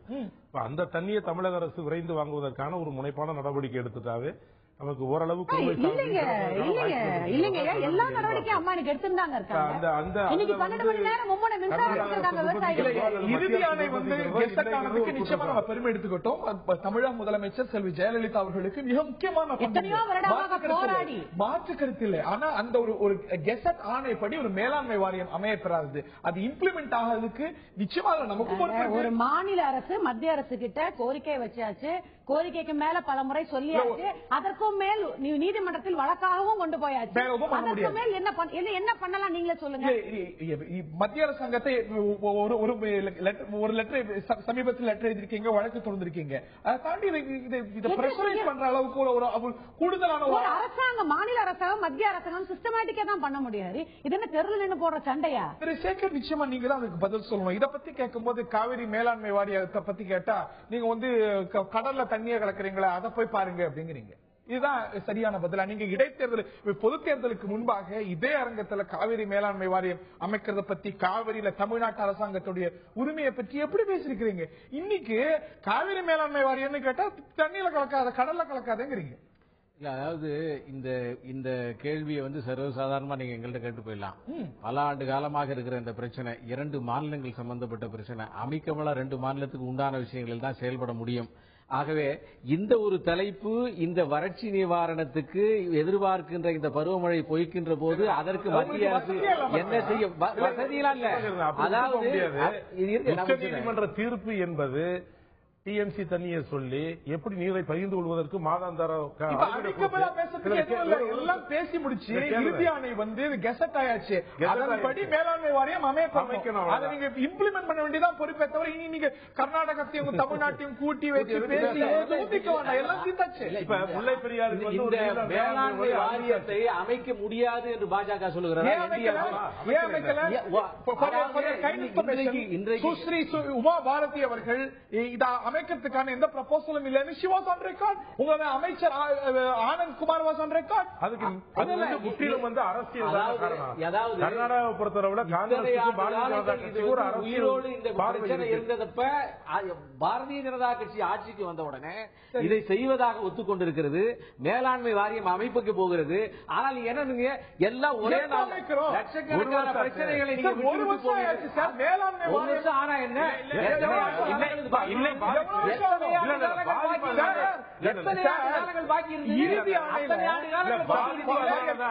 மேலாண்மை வாரியம் அமைக்காதனாலதான் இன்றைக்கு பாதிப்பு. இன்றைக்கு பாதிப்பு ஏற்பட்டு ஜூன் 12ஆம் தேதி தண்ணி திறக்க முடியாத காரணமே மேலாண்மை வாரியம் அமைக்காத சலுகை இல்ல. அது ஒரு மேலாண்மை வாரியம் சலுகை இல்ல. இந்த ஒரு இறுதி ஆணை கெசட் ஆனதுல ஒரு வருஷம் என்னன்னு கேக்குறீங்க? இல்ல நான் கேக்குறேன் இந்த மேலாண்மை வாரியம் அமைக்க வேண்டும். பிஜேபி முடியாதுன்னு சொல்லல, என்டிஏ முடியாதுன்னு சொல்ல, மோடி முடியாதுன்னு சொல்ல, இதுக்கு பல்லாண்டு காலமாக விட்டு வச்சுட்டு போனது ஒரு இல்ல. அது இல்ல. இப்ப நான் கேக்குறேன் இந்த இத்தனை ஆண்டு காலங்கள் இந்த பிரச்சனை இருந்தது இல்ல. இந்த பிரச்சனைக்கு மாற்று பயிரை பத்தி அந்த பகுதியில் கவலைப்பட்டமா?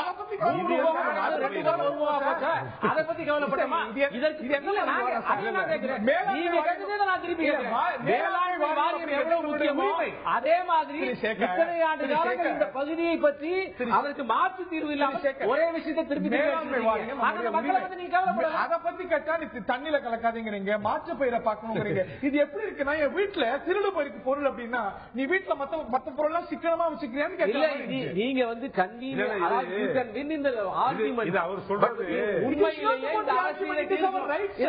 அதாவது சுப்ரீம் கோர்ட்டினுடைய தீர்ப்புகளையும் இதே மாதிரி இன்டர்ஸ்டேட் டிஸ்பியூட்டையும் தீர்ப்பதிலே இந்த அரசு முனைப்பாக இறுதி ஆணை. ஆனால் அது விட்டு சென்ற இத்தனை நாள் விட்டு ஒரே நாள் தீர்க்க முடியாது. ஒரே நாள் ஓராண்டு அரசியல் இப்படிப்பட்ட பெரிய விஷயம் இல்ல.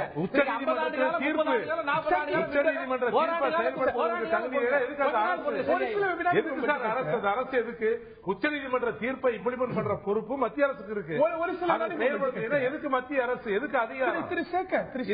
தமிழ்நாட்டில இருந்து நீங்க இப்படி பேச இறுதி ஆணையுடைய உத்தரவு அப்படிங்கிறது உச்சநீதிமன்றத்துடைய உத்தரவுக்கு நிகரானது. உச்சநீதிமன்றமும் கூட அதன் அடிப்படையில் தான் இந்த இறுதி ஆணை அப்படிங்கிறது அமைஞ்சிருக்கிறது. அதுல ஒரு கிளியரா ஒரு ஸ்டிபுலேட்டட் டைம் ஃப்ரேம் இருக்கிறது. இந்த ஒரு இறுதி ஆணை வந்ததுல இருந்து 90 நாட்கள் வரணும் அப்படின்னு. அது இவ்வளவு ஒரு கிளியரா ஒரு டைம் ஃப்ரேம் எத்தனை தடவை அப்படி வந்திருக்கு? வாஜ்பாய் உட்கார்ந்து பேசினதுக்கு அப்புறம் மாநிலங்கள் செய்யவே இல்லையே, மற்ற 4 மாநிலங்கள் செய்யலையே. அப்ப உங்களுடைய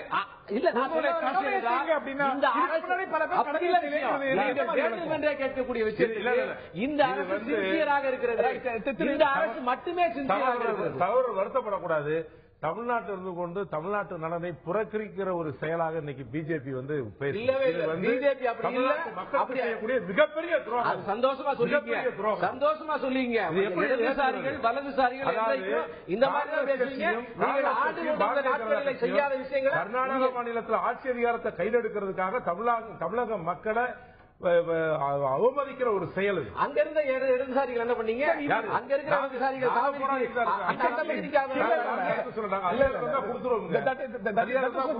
கர்நாடகாலயோ கேரளாலயோ உங்களுடைய தேசிய கட்சியோட நிலைப்பாடு என்ன அப்படிங்கறது நியாயமான கேள்வி. ஒரு நிலைப்பாடு, இங்க ஒரு நிலைப்பாடு, தமிழ்நாட்டில் நாங்க தான் நிலைப்பாடு. சகோதரியோட மத்தியான அதிகாரத்தில் இல்லையா இருந்தா கொடுத்தீங்கன்னா கர்நாடகால ஒரு நிலைப்பாடு, தமிழ்நாட்டில் ஒரு நிலைப்பாடு எடுத்தோம். கர்நாடகால என்ன நிலைப்பாடு எடுத்தீங்க? கர்நாடகாவில் இருக்கக்கூடிய அதிமுகவுடைய துணியில் தான் பேசுது. அங்க இருக்கக்கூடிய நீர் உரிமையும் பார்க்கணும். நம்ம அப்படி வந்து வெறும் தமிழ்நாடுன்னு பாத்திர முடியாது. இங்க இருக்கக்கூடிய உரிமையும் பார்க்கணும். கர்நாடகாவுடைய அதிமுகவுடைய பொறுப்பாளர் பேசினார். யாரு?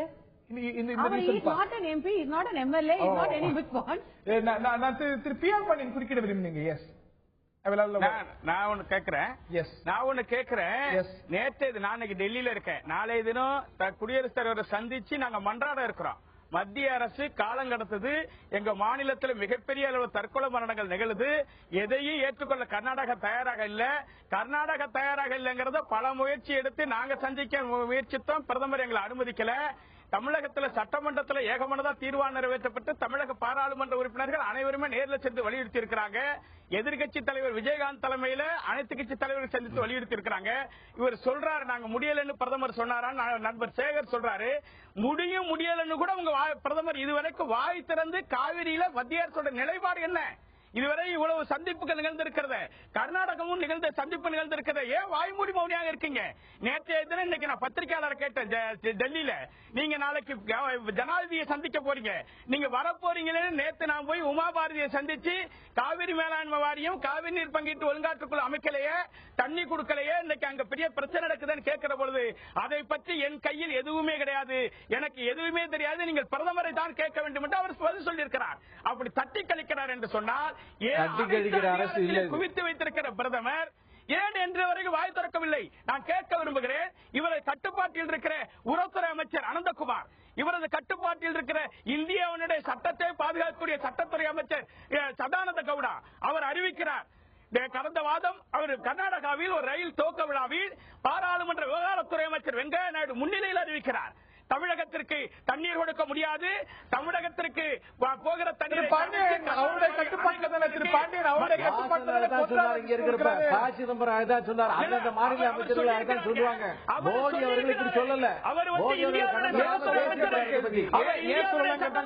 அவர் சொல்லியிருக்கிறார். மத்தியருக்கு ஆதரிக்க பிரதமருடைய வாய்ஸா சொல்றாரா?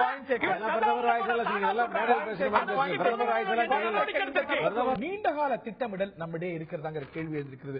நிச்சயமா இதுல மாநில அரசுக்கு ஒரு மிக கணிசமான மிக முக்கியமான பங்கு இருக்கிறது. இன்னைக்கு தமிழ்நாட்டுல தண்ணீர் பற்றாக்குறை இருக்குதானே? இயற்கையா இருக்கு. இப்ப தண்ணீர் பற்றாக்குறை ரெண்டு விஷயம் அதுக்கு முன்னாடி சொல்றாரு.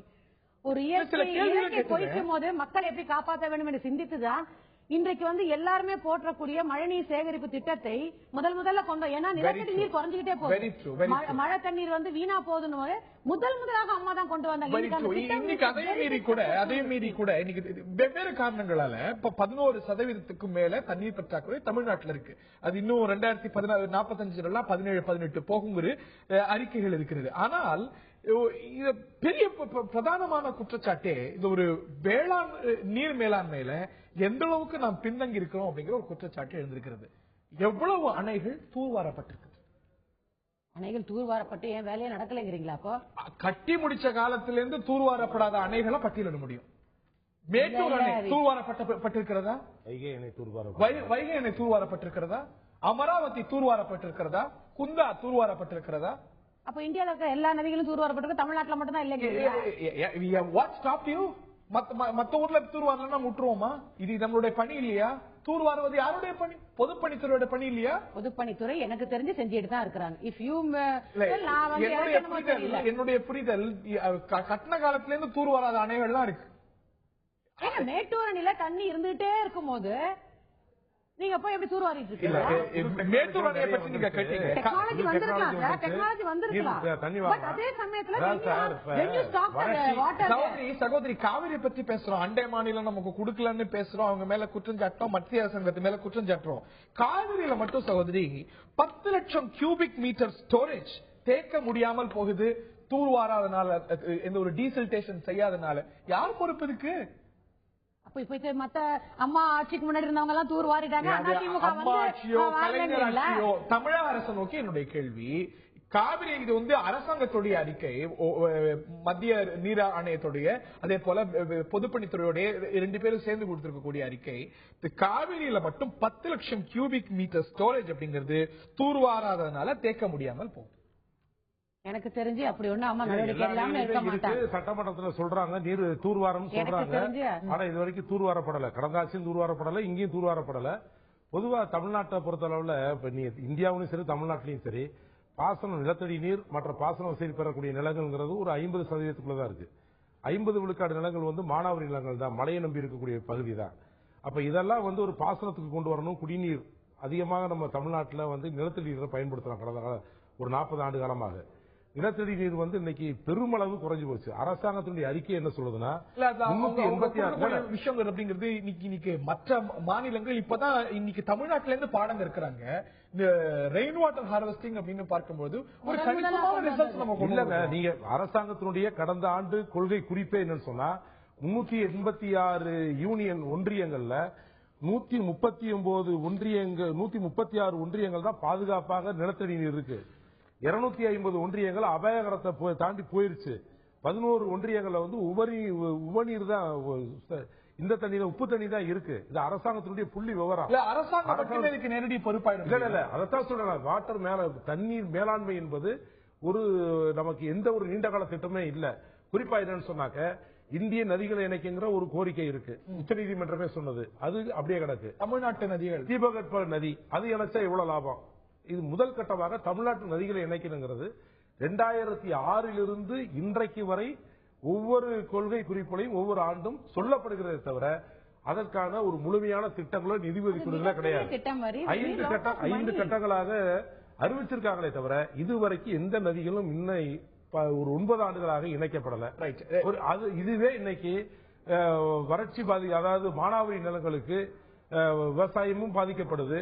அதே போல குடிநீர் ஆதாரமும் மிகப்பெரிய அளவுல பாதிக்கப்படுது. மிகப்பெரிய திட்டம் எழுது. நம்ம வந்து we need money, we need time அப்படின்னு எவ்வளவு நேரம், how long are we going to buy time? அம்மா இப்ப இந்த தடவை அம்மா முதலமைச்சர் ஒரு நீண்ட கால திட்டமிடல். இன்னைக்கு நம்ம வந்து திருப்பி அதே விஷயத்துக்கு தான் போறேன். மற்ற மாநிலங்களை குற்றம் சாட்டுறோம். 130 TMC ஃபீட் தண்ணீரை நம்ம வந்து கடல்ல கலக்கிறோம். இது மேட்டூர் அணையில இருந்து அநேகமா 12 TMC ஃபீட் போகுது. இன்னைக்கு வந்து 80% நதிநீருடைய உபரி நீர் கடலுக்கு போகுது. இன்னைக்கு எவ்வளவு தடுப்பணைகள் கட்டப்பட்டிருக்கிறது, எவ்வளவு கதவணைகள் கட்டப்பட்டிருக்கிறது, எவ்வளவு சிறிய அணைகள் கட்டப்பட்டிருக்கிறது. போன வருஷம் 2013-14 கடுமையான வறட்சி தமிழ்நாட்டில். 12-13 வறட்சி, 13-14 வறட்சி. ரிலேட்டிவா 12-13 ஜாஸ்தி. 12-13 தான் வறட்சி நிவாரணம் கூட கொடுத்தாங்க. 13-14 வறட்சி. ஆனா கடந்த ஆண்டு திடீர்னு கர்நாடகத்தில் பெய்த மழையினால 15 நாள்ல கொள்ளிடத்துல மட்டும் 28 TMC தண்ணி கடல்ல போய் கலந்துருக்கு. 28 TMC 15 நாள்ல கொள்ளிடத்துல போய் கலந்துருக்கு. 130 TMC ஃபீட் கடல்ல கலக்குறோம். அப்ப இந்த சென்னையுடைய தேவை ஒரு மாசத்துக்கு 1 TMC ஃபீட். இந்த நதிகள் அம்மாவுக்கு தெரியாதா? அதை பத்தி பேசாம இருக்காங்களா? என்ன செய்யப்பட்டிருக்கு? பல முறை அம்மா இதை பற்றி சட்டமன்றத்தில் பேசியிருக்காங்க, அமைச்சர்கள் மீட்டிங்ல பேசியிருக்காங்க.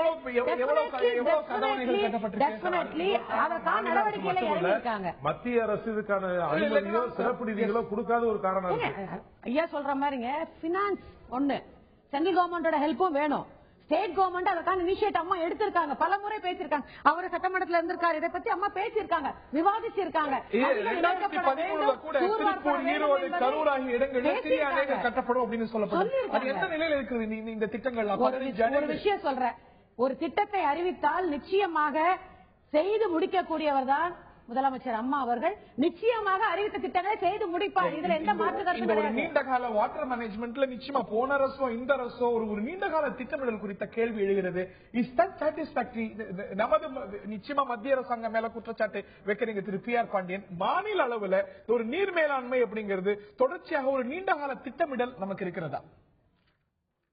எந்த திட்டமிடலும் இல்ல. ஆனா திட்டங்களை கையில வச்சிருக்கிறாங்க, திட்டமிட்டு வச்சிருக்கிறாங்க, தவிர செயல்படுத்தணும்ல. நீங்க 12வது வருஷத்துல பட்ஜெட்ல சொன்னாங்க, தமிழ்நாட்டுல காவிரி டெல்டா மாவட்டங்கள்ல முகத்துவாரங்கள்ல நாங்க வந்து கடல் நீர் உட்புகுவதை தடுத்து, கடல்ல போய் கலக்கிற தண்ணியை தடுத்து, மழை நீரை தடுத்து நாங்க பூமியில இருக்கிற நிலத்தடி நீரை உயர்த்துவதற்கான 1562 கோடி ரூபாய்க்கு திட்டம் அறிவிச்சாங்க. நாங்கெல்லாம் மகிழ்ச்சியா இருந்தா இன்ன வரைக்கும் ₹1 கூட ஒதுக்கல. போன ஆண்டு சட்டமன்றத்தில் அறிவிச்சாங்க, நாங்க கொள்ளிடத்துல 7 அணைகளை கட்டுறேன்னு சொல்லி அறிவிச்சாங்க. இது வரைக்கும் ஒரு அணைகளை கட்டல. சுத்தமா நீர் மேலாண்மை என்பதை மறக்கடிக்கப்பட்டு விட்டது. கடந்த காலங்களில் பராமரிப்பு தளப்பில் ஒதுக்கப்பட்ட நிதிகளை கூட அந்த கட்டுமானங்களை பழுது பார்க்காமல் இன்றைக்கு வருகிற தண்ணீரை தேக்கி வைப்பதற்கு கூட முடியாது. இன்னைக்கு மழை, கோடை காலத்தில் பெஞ்ச மழை எல்லா ஆறுகள்லயும் ஓடுச்சு. ஒரு இடத்துல கூட கதவணைகளை மூட முடியாது, திறக்க முடியாது. இன்னைக்கு பராமரிப்பு தலைப்புல ஜனவரி மாசம் பணம் கொடுப்பாங்க, அதையும் நிறுத்தினாங்க. கடந்த வாரம் பராமரிப்பு தலைப்புல கொடுக்கப்பட்ட நிதியை கொண்டே தூர்வாடுறேன்னு போறாங்க. இன்னைக்கு பாசன மதகுகள் சிதறமடைஞ்சு கிடக்கு. வர்ற தண்ணீரை கூட முறைப்படுத்தி வயல்களுக்கு கொண்டு போற அளவுல இன்னைக்கு பாசன மேலாண்மை இல்லங்க. பிரிட்டிஷ்காரன் உருவாக்கிட்டு போனதை இவங்களால பழுது பார்க்க முடியல, சீரமைக்க முடியல. சரஸ்வதி இதுக்கு பிறகு சீரமைக்க முடியல. எல்லாத்தையும் வந்து இன்னைக்கு மிகப்பெரிய பாதிப்பை உருவாக்கி இருக்கு. நம்ம கர்நாடகத்தில் தண்ணீர் போராடுறது என்பது வேறு. இருக்கிற தண்ணீரை சொல்றாரு, தூர்வாரதுக்கு ஆரம்பிச்சிருக்கோம். அடிக்கட்ட அதுக்குண்டான பணிகளை அம்மா அவர்கள் அறிவித்திருக்கிறார்கள், ஆரம்பித்திருக்கிறார்கள். நிச்சயமாக செய்து முடிப்பார்கள். திரு சேகர், நம்ம கடவுளை பற்றி தொடக்கத்தில் பேசியிருந்தோம். அமைச்சர் நிதின் கட்கரி கூட கடவுளையும் அரசாங்கத்தையும் நம்பாதீங்க அப்படின்னு, விவசாயிகள் நம்ப வேண்டாம் அப்படின்னு சொல்றாங்க அப்படின்னு. இந்த அரசாங்கத்துக்கிட்ட விவசாயிகள்ட்ட இருந்த எதிர்பார்ப்பு மிக பெருசா இருந்தது. உதாரணத்துக்கு இது ஒரு குறைந்தபட்ச ஆதார விலை சார்ந்த ஒரு விஷயம். அதுலலாம் வேற ஒரு நிலைப்பாட்டை எடுத்திருக்கீங்க. இந்த வறட்சிக்கான தயார் நிலையம் கூட ஒரு அட்ஹாக் மெஷரா இருக்கு அப்படிங்கிற ஒரு குற்றச்சாட்டு ஒண்ணு. இன்னும் ஒரு குற்றச்சாட்டையும் அடிக்கிறேன். ஏற்கனவே கூட சொன்னாங்க, ஒரு தேசிய நதிநீர் இணைப்பது எங்களுடைய கொள்கை, எங்களுடைய லட்சியம் அப்படின்னு தொடர்ந்து பேசிருக்கீங்க. ஒரு 100 கோடி ஒதுக்குறீங்களே தவிர அது எந்த அளவுக்கு நகர்ந்து போயிருக்கிறது? அதாவது இன்றைக்கு இருக்கக்கூடிய எதிர்பார்க்கக்கூடிய வறட்சியை பற்றி இந்த அரசாங்கம் அட்ஹாக் நிலைப்பாடு அல்ல, இம்மீடியட்டான போர்க்கால அடிப்படையிலான நிலைப்பாடு. அதனுடைய விஷயமாகத்தான் நம்ம இது பிரைஸ் ஸ்டெபிலைசேஷன் ஃபண்ட் என்று விவசாயத்துக்கு சொல்லி பருப்புகளை அந்த வகையில் சேர்த்திருக்கேன். எதற்காக சொல்லுகிறேன்னா, நாம செயல்பாட்டில் இறங்கி இருக்கிறோம் என்று சொல்லி. அதே மாதிரி ஃபுட் அண்ட் கன்சியூமர் மினிஸ்ட்ரியில உடனடியாக அரிசி, கோதுமை போன்றவைகளை எஃப்சிஐலிருந்து தேவை ஏற்பட்டால் உடனே ரிலீஸ் பண்ணி அதனால பிரச்சனைகள் வராமல் பார்த்துக் கொள்வது. ரூரல் டெவலப்மெண்ட்ல மன்ரேகாவின் மூலமாக இந்த மாதிரி பாதிக்கப்பட்ட கிராமங்களுக்கு 100 நாட்களுக்கு மேல வேலை கொடுக்கக்கூடிய ஒரு செயல்பாடு. வாட்டர் ரிசோர்ஸ்மெண்ட் மேனேஜ்மெண்ட் தான் மிக முக்கியமான விஷயம். அது நீண்ட கால திட்டமாக for every drop there is a கிராப்ங்கிற முறை கிராப் அண்ட் டிராப்ல புதிதாக ஒவ்வொரு வாட்டரையும் பிரயோஜனமாக பயன்படுத்துவது, அதை திட்டமிடுதல், அதுல சயின்டிபிக்காக பல்வேறு நிலைப்பாடுகள் இந்த மாதிரி வந்திருக்கிறோம். நதிநீர் இணைப்பை பற்றி தொடர்ந்து பேசிட்டு இல்ல, அதாவது நதிநீர் இணைப்பு என்கின்ற கான்செப்டா இந்திய மக்களுக்கு முதல்ல உணர்த்தின பார்ட்டி பிஜேபி. அதாவது பிரையாரிட்டி இப்ப இம்மீடியட்டாக விழுந்து கிடக்கின்ற இந்த பொருளாதாரத்தை இந்த நாட்டை தூக்கி நிறுத்துவது முதல் விஷயம். அதற்கப்புறம் நதிநீர் இருக்கிறது. நீங்க ஏராளமான தேவைகள் இந்தியாவில் இந்த அரசாங்கம்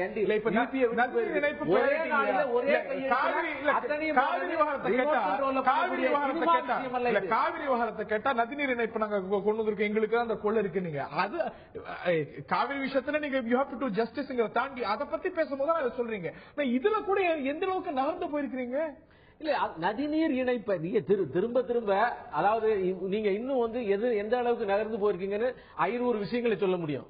ஆனா இந்த நகர்வதற்காக இந்த அரசாங்கம் செய்த நடவடிக்கைகளை சொல்லுங்க. வரிசையாக ஒவ்வொரு விஷயத்துக்கான அஸ்திவாரத்தை போட்டு அதற்கான திட்டமிடுதலை செய்து அடுத்த கட்டத்துக்கு நகர்ந்து போயிருக்கோம். ஏன்னா அப்படிப்பட்ட ஒரு மோசமான நிலைமையில இந்த நாட்டை இந்த முந்தைய அரசாங்கம் விட்டுட்டு போயிருக்கும். ஒரே நாள் காலையில செய்து முடியாது, ஆனால் நகர்ந்து கொண்டு வருகிறோம். செய்யறதுக்கான ஒரு வில்லோட இந்த அரசாங்கம் நடைபெற்றுக் கொண்டிருக்கிறது. நதிநீர் இணைப்பு நிச்சயமாக காலத்தின் கட்டாயம் இந்த அரசாங்கத்தினுடைய மிக முக்கியமான விஷயம். செய்து முடிப்போம். இந்த அரசாங்கம் பிரையாரிட்டி கொடுத்திருக்கீங்க. ஒரு 100 கோடி ரூபாய் ஒதுக்கினதை தாண்டி ஒரு திட்டம் அலைவாக இருக்கிறது என்பதற்கு சர்வசாதாரண எக்கனாமிக்ஸ்ல பட்ஜெட்ல 100 கோடி கொடுத்து அந்த அலைவா வைத்துக் கொள்வார்கள். அதாவது இது பேசுவதற்கு ஒரு கேலி கூத்தாக ஒரு நம்ம ஒரு விமர்சனம் செய்கின்ற விஷயமா ஆயிரம் திட்டங்களில இந்த ஆண்டுக்கான திட்டம் எது? இந்த ஆண்டுக்கான திட்டங்களுக்கு முழு பண ஒதுக்கீடு செய்யப்பட்டிருக்கிறோம். இந்த திட்டம் அலைவாக இருப்பதற்காக, உயிரோடு இருப்பதற்காக, அடுத்த ஆண்டிற்காக இது ஒதுக்கப்பட்ட அதே மாதிரி இந்த அரசாங்கத்துக்கான மேண்டேட் 5 வருஷத்துக்கு வெறும் அலைவா ஒரு திட்டத்தை வச்சுக்கிறதுக்காக 2 பட்ஜெட் போட்டாச்சு. அதாவது இன்னும் பல்வேறு விவாதங்களிலே நீங்க எப்படி பேச முடியும். ஆனால் ஒரு நாளைக்கு நீங்க அதை பேச முடியாது. ஏன்னா நாங்க செஞ்சிருவோம். அதனால இந்த அரசாங்கத்தை இப்ப கூட பாருங்க, இந்த வறட்சி, இந்த வானிலை அறிக்கை, இதை வைத்து ஒரு மிகப்பெரிய பிரம்மாண்டம், இதன் மூலமா மக்களுக்கு ஒரு பயத்தை உண்டு பண்ணுவது, அதாவது அவேர்னஸ் இல்ல, இது பயத்தை உண்டு பண்ணுவது. ஆனால் இந்த அரசாங்கம் தயாராக இருக்கிறது என்பது 7-8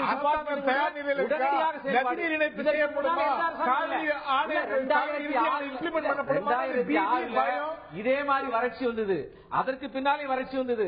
எந்த அரசாங்கத்துக்கு இந்த விமர்சனங்கள் இல்ல. பாஜக நின்றால், நடந்தால், சிரித்தால், உட்கார்ந்தால், பேசினால், மூச்சு குற்றம். அதை பற்றி நீர் மேலாண்மை பற்றி இந்த அரங்கத்துல ஏறத்தாழ இதே ஆயுத நிகழ்ச்சியில எனக்கு தெரிஞ்சு நான் ஹோஸ்ட் பண்ணி ஒரு 4-5 விவாதம் நடந்திருக்கிறது. இப்போ 4-5 வருஷத்துல அப்பெல்லாம் யூபி ஆட்சியில் இருந்தது, அன்னைக்கு அதிமுக இருந்தது, திமுக இருந்தது. இதை பேசுறீங்க. முழுசா தயாரா, அதாவது முழுசா தயாரா பாரதிய ஜனதா கட்சி அரசு இப்ப ஏன் கேட்கறான்னு கேக்குறாங்க. காங்கிரஸ் கட்சி எதுக்காக தோத்ததுனாலதான் பாரதிய ஜனதா கட்சி ஆட்சிக்கு வந்திருக்கு.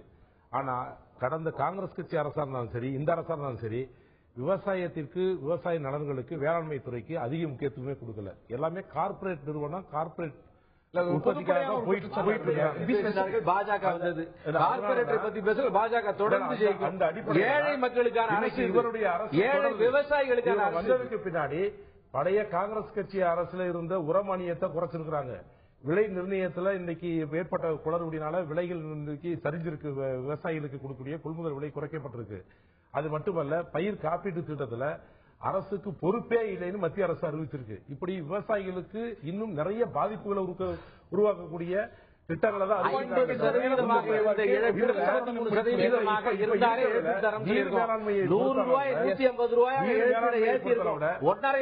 மாநிலத்தில் இருக்கக்கூடிய நதிகளை இணைப்பதற்கு ஒரு முன்னுரிமை கொடுக்கணும். தேசிய நதிகளை இணைக்கிறோம்னா முதற்கட்டமாக மாநில நதிகளை இணைக்கணும். தமிழக அரசை பொறுத்தவரை தொடர்ந்து மாநில நதிகளை இணைப்பதற்கு 5 கட்டமான ஒரு திட்டங்களை முன்வைத்து அதற்கான அனுமதியும் அதோடு சேர்ந்து நிதி உதவியும் மத்திய அரசு தொடர்ந்து வலியுறுத்துறாங்க. ஆனா இதுவரைக்கும் மத்திய அரசு அதை பற்றிய கண்டு காணாம தான் இருக்கு. எந்த நிதி உதவியும் செய்வதற்கு தயாராக இல்லை.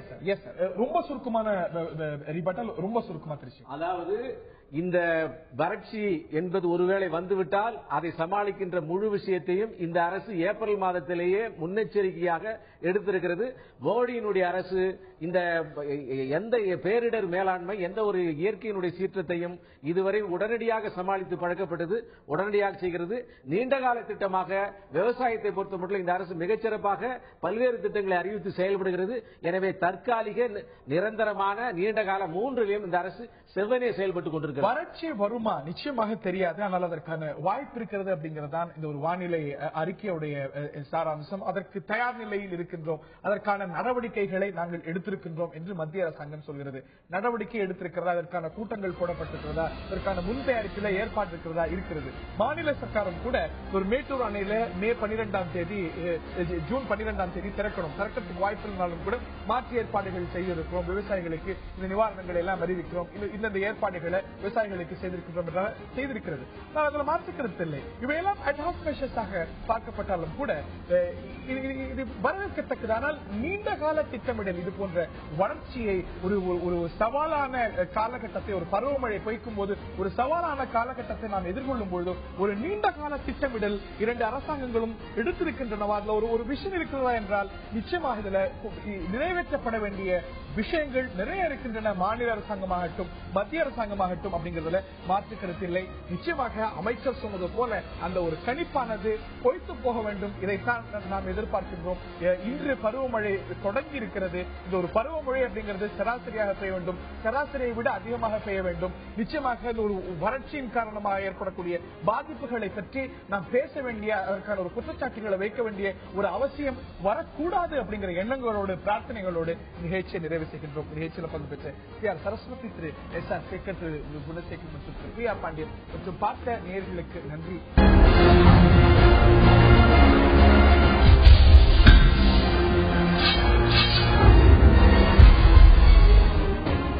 ஆயுதெழுத்து நீட்சிக்கு அன்போடு வரவேற்கின்றோம். இந்த மேகி விவகாரம் தேசிய அளவில் ஒரு மிகப்பெரிய சர்ச்சையும் விவாதத்தையும் எழுப்பியிருக்கிறது.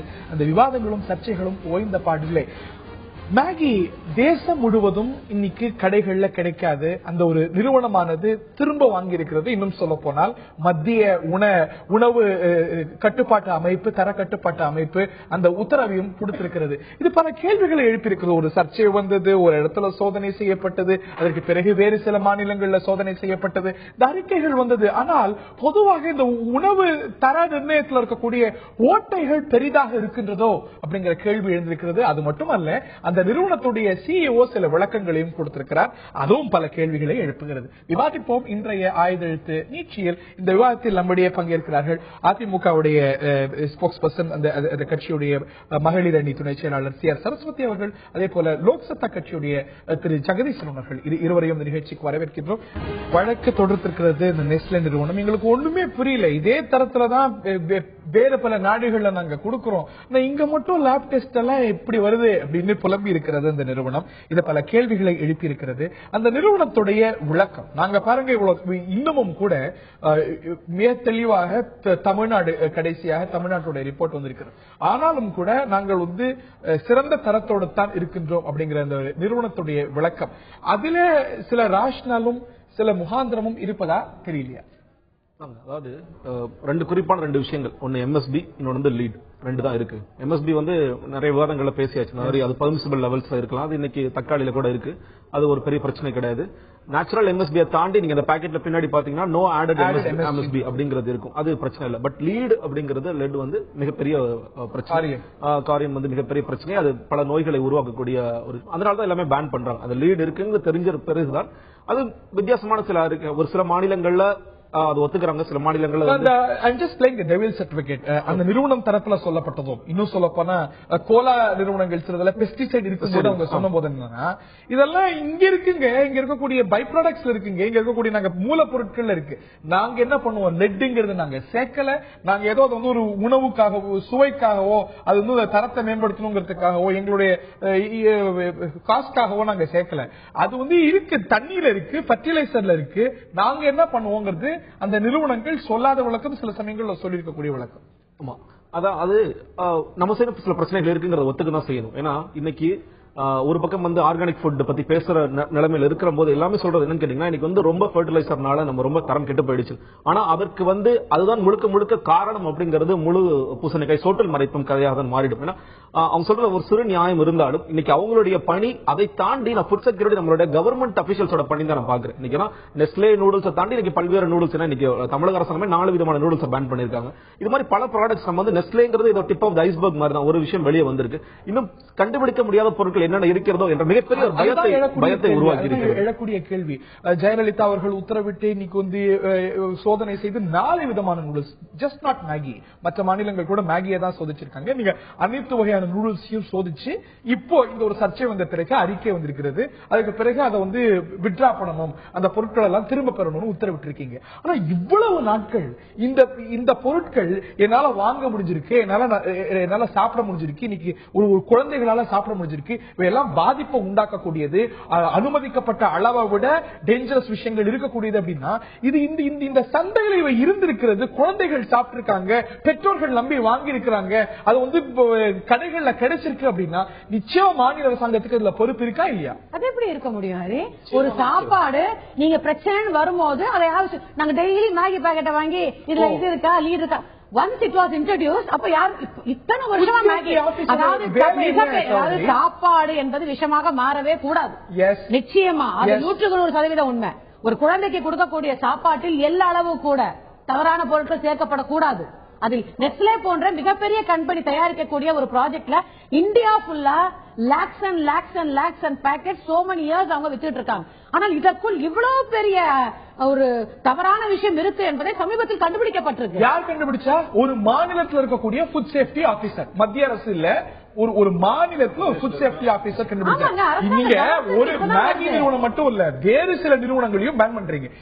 இங்க இந்த அனுமதிக்கப்பட்ட அளவை விட நீங்களே சொன்னது போல அதிர்ச்சி தரத்தக்க அளவுல இந்த கெமிக்கல்ஸ் இருக்கா இல்லையான்னு பார்க்க வேண்டியது இங்க பணியமர்த்தப்பட்டிருக்கக்கூடிய ஃபுட் சேஃப்டி அபிஷியல்ஸ் உடைய பணியா இல்லையா? அவங்களோட பணிகள் எப்பவுமே ஃபுட் சேஃப்டி வந்து அவங்க பாத்துட்டு தான். இப்ப மாம்பழத்துல கூட கல் வச்சு பழுக்க வைக்கிறாங்க.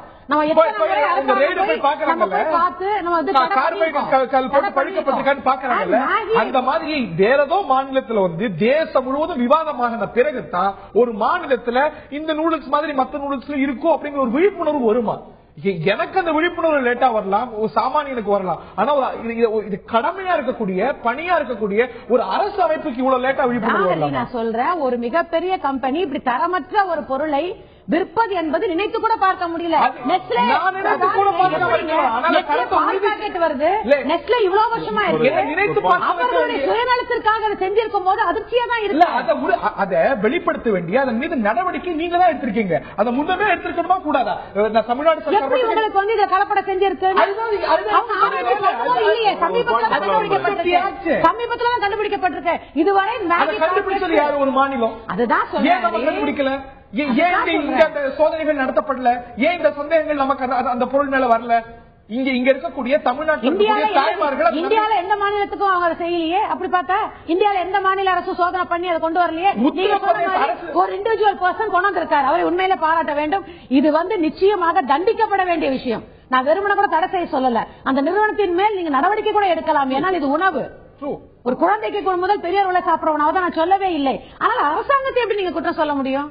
இல்ல, பதில் சொல்ல வேண்டிய விஷயங்கள் இருக்கு. அதை தாண்டி அவங்க சொல்ற ஒரு லாஜிக் இருக்கு. இன்னைக்கு ஒரு தேசிய அளவுல ஒரு அனுமதி பெற்றுக்கக்கூடிய நிறுவனம் அவங்க தமிழ்நாட்டை நோக்கியோ இல்ல மற்ற மாநிலங்களை நோக்கியோ நீங்க ஏன் செய்யலைங்கிற ஒரு கேள்வி, ஒரு பேக்கேஜ் ப்ராடக்ட் ஏன் செய்யலைங்கிற ஒரு கேள்வி டெக்னிக்கலா ரைட்டா இருந்தாலும் கூட தேசிய அளவுல அதுக்கு அனுமதி இருக்கு. அப்படிங்கும் போது நமக்கு எப்படி ஒரு நம்பகத்தன்மை இருக்கும், அதே போல மாநிலங்களுக்கு ஒரு நம்பகத்தன்மை இருக்கலாம்.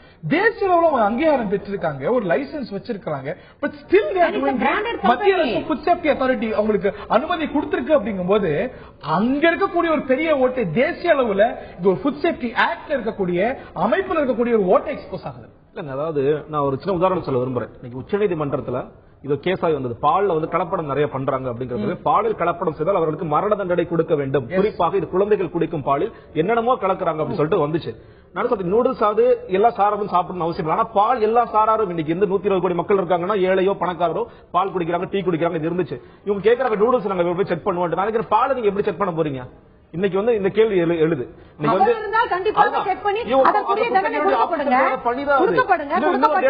அதாவது இன்னைக்கு ஆர்கனைஸ் செக்டர் பால் இருக்காங்க, ஆவின் பால் இருக்காங்க, பிரைவேட் செக்டர்ஸ் நிறைய இருக்காங்க, அன்ஆர்கனைஸ் செக்டர் இன்னைக்கு வீட்டுக்கு பால் ஊத்துறாங்க. அந்த டேட்டாவே தமிழக அரசாங்கத்திற்கு கிடையாது. இன்னைக்கு அந்த பால் விலை ஏறும் பொழுது குழந்தைகளுக்கு பால் கொடுக்கணும்னு டாக்டர் பிரிஸ்கிரைப் பண்றாங்க. என்ன சொல்றேன், அவர் ஆவின சொல்லவே இல்லைன்னா நான் இப்ப வீட்டுக்கு பால் ஊத்துறாங்க. அன்ஆர்கனைஸ் செக்டர் எல்லா சென்னையில இருக்கிறாங்க, எல்லா மாவட்டங்களும் இருக்காங்க, வெஸ்ட் மாவட்டத்தில் இருக்காங்க, மயிலாப்பூர்ல இருக்காங்க. அந்த டேட்டா கூட கிடையாது. இன்னைக்கு அவர் வீட்டுல பால் பண்ணை வச்சிருக்காரு, அவர் மாடு வச்சிருக்காரு, அவர் பால தண்ணி கலக்குறாரா இல்லையா, சுண்ணாம்பு கலக்குறாரா இல்லையா, யூரியா கலக்குறாரா இல்லையா பார்க்க கூட இன்னைக்கு ஆட்கள் கிடையாது. அந்த டேட்டாவே தமிழக அரசு.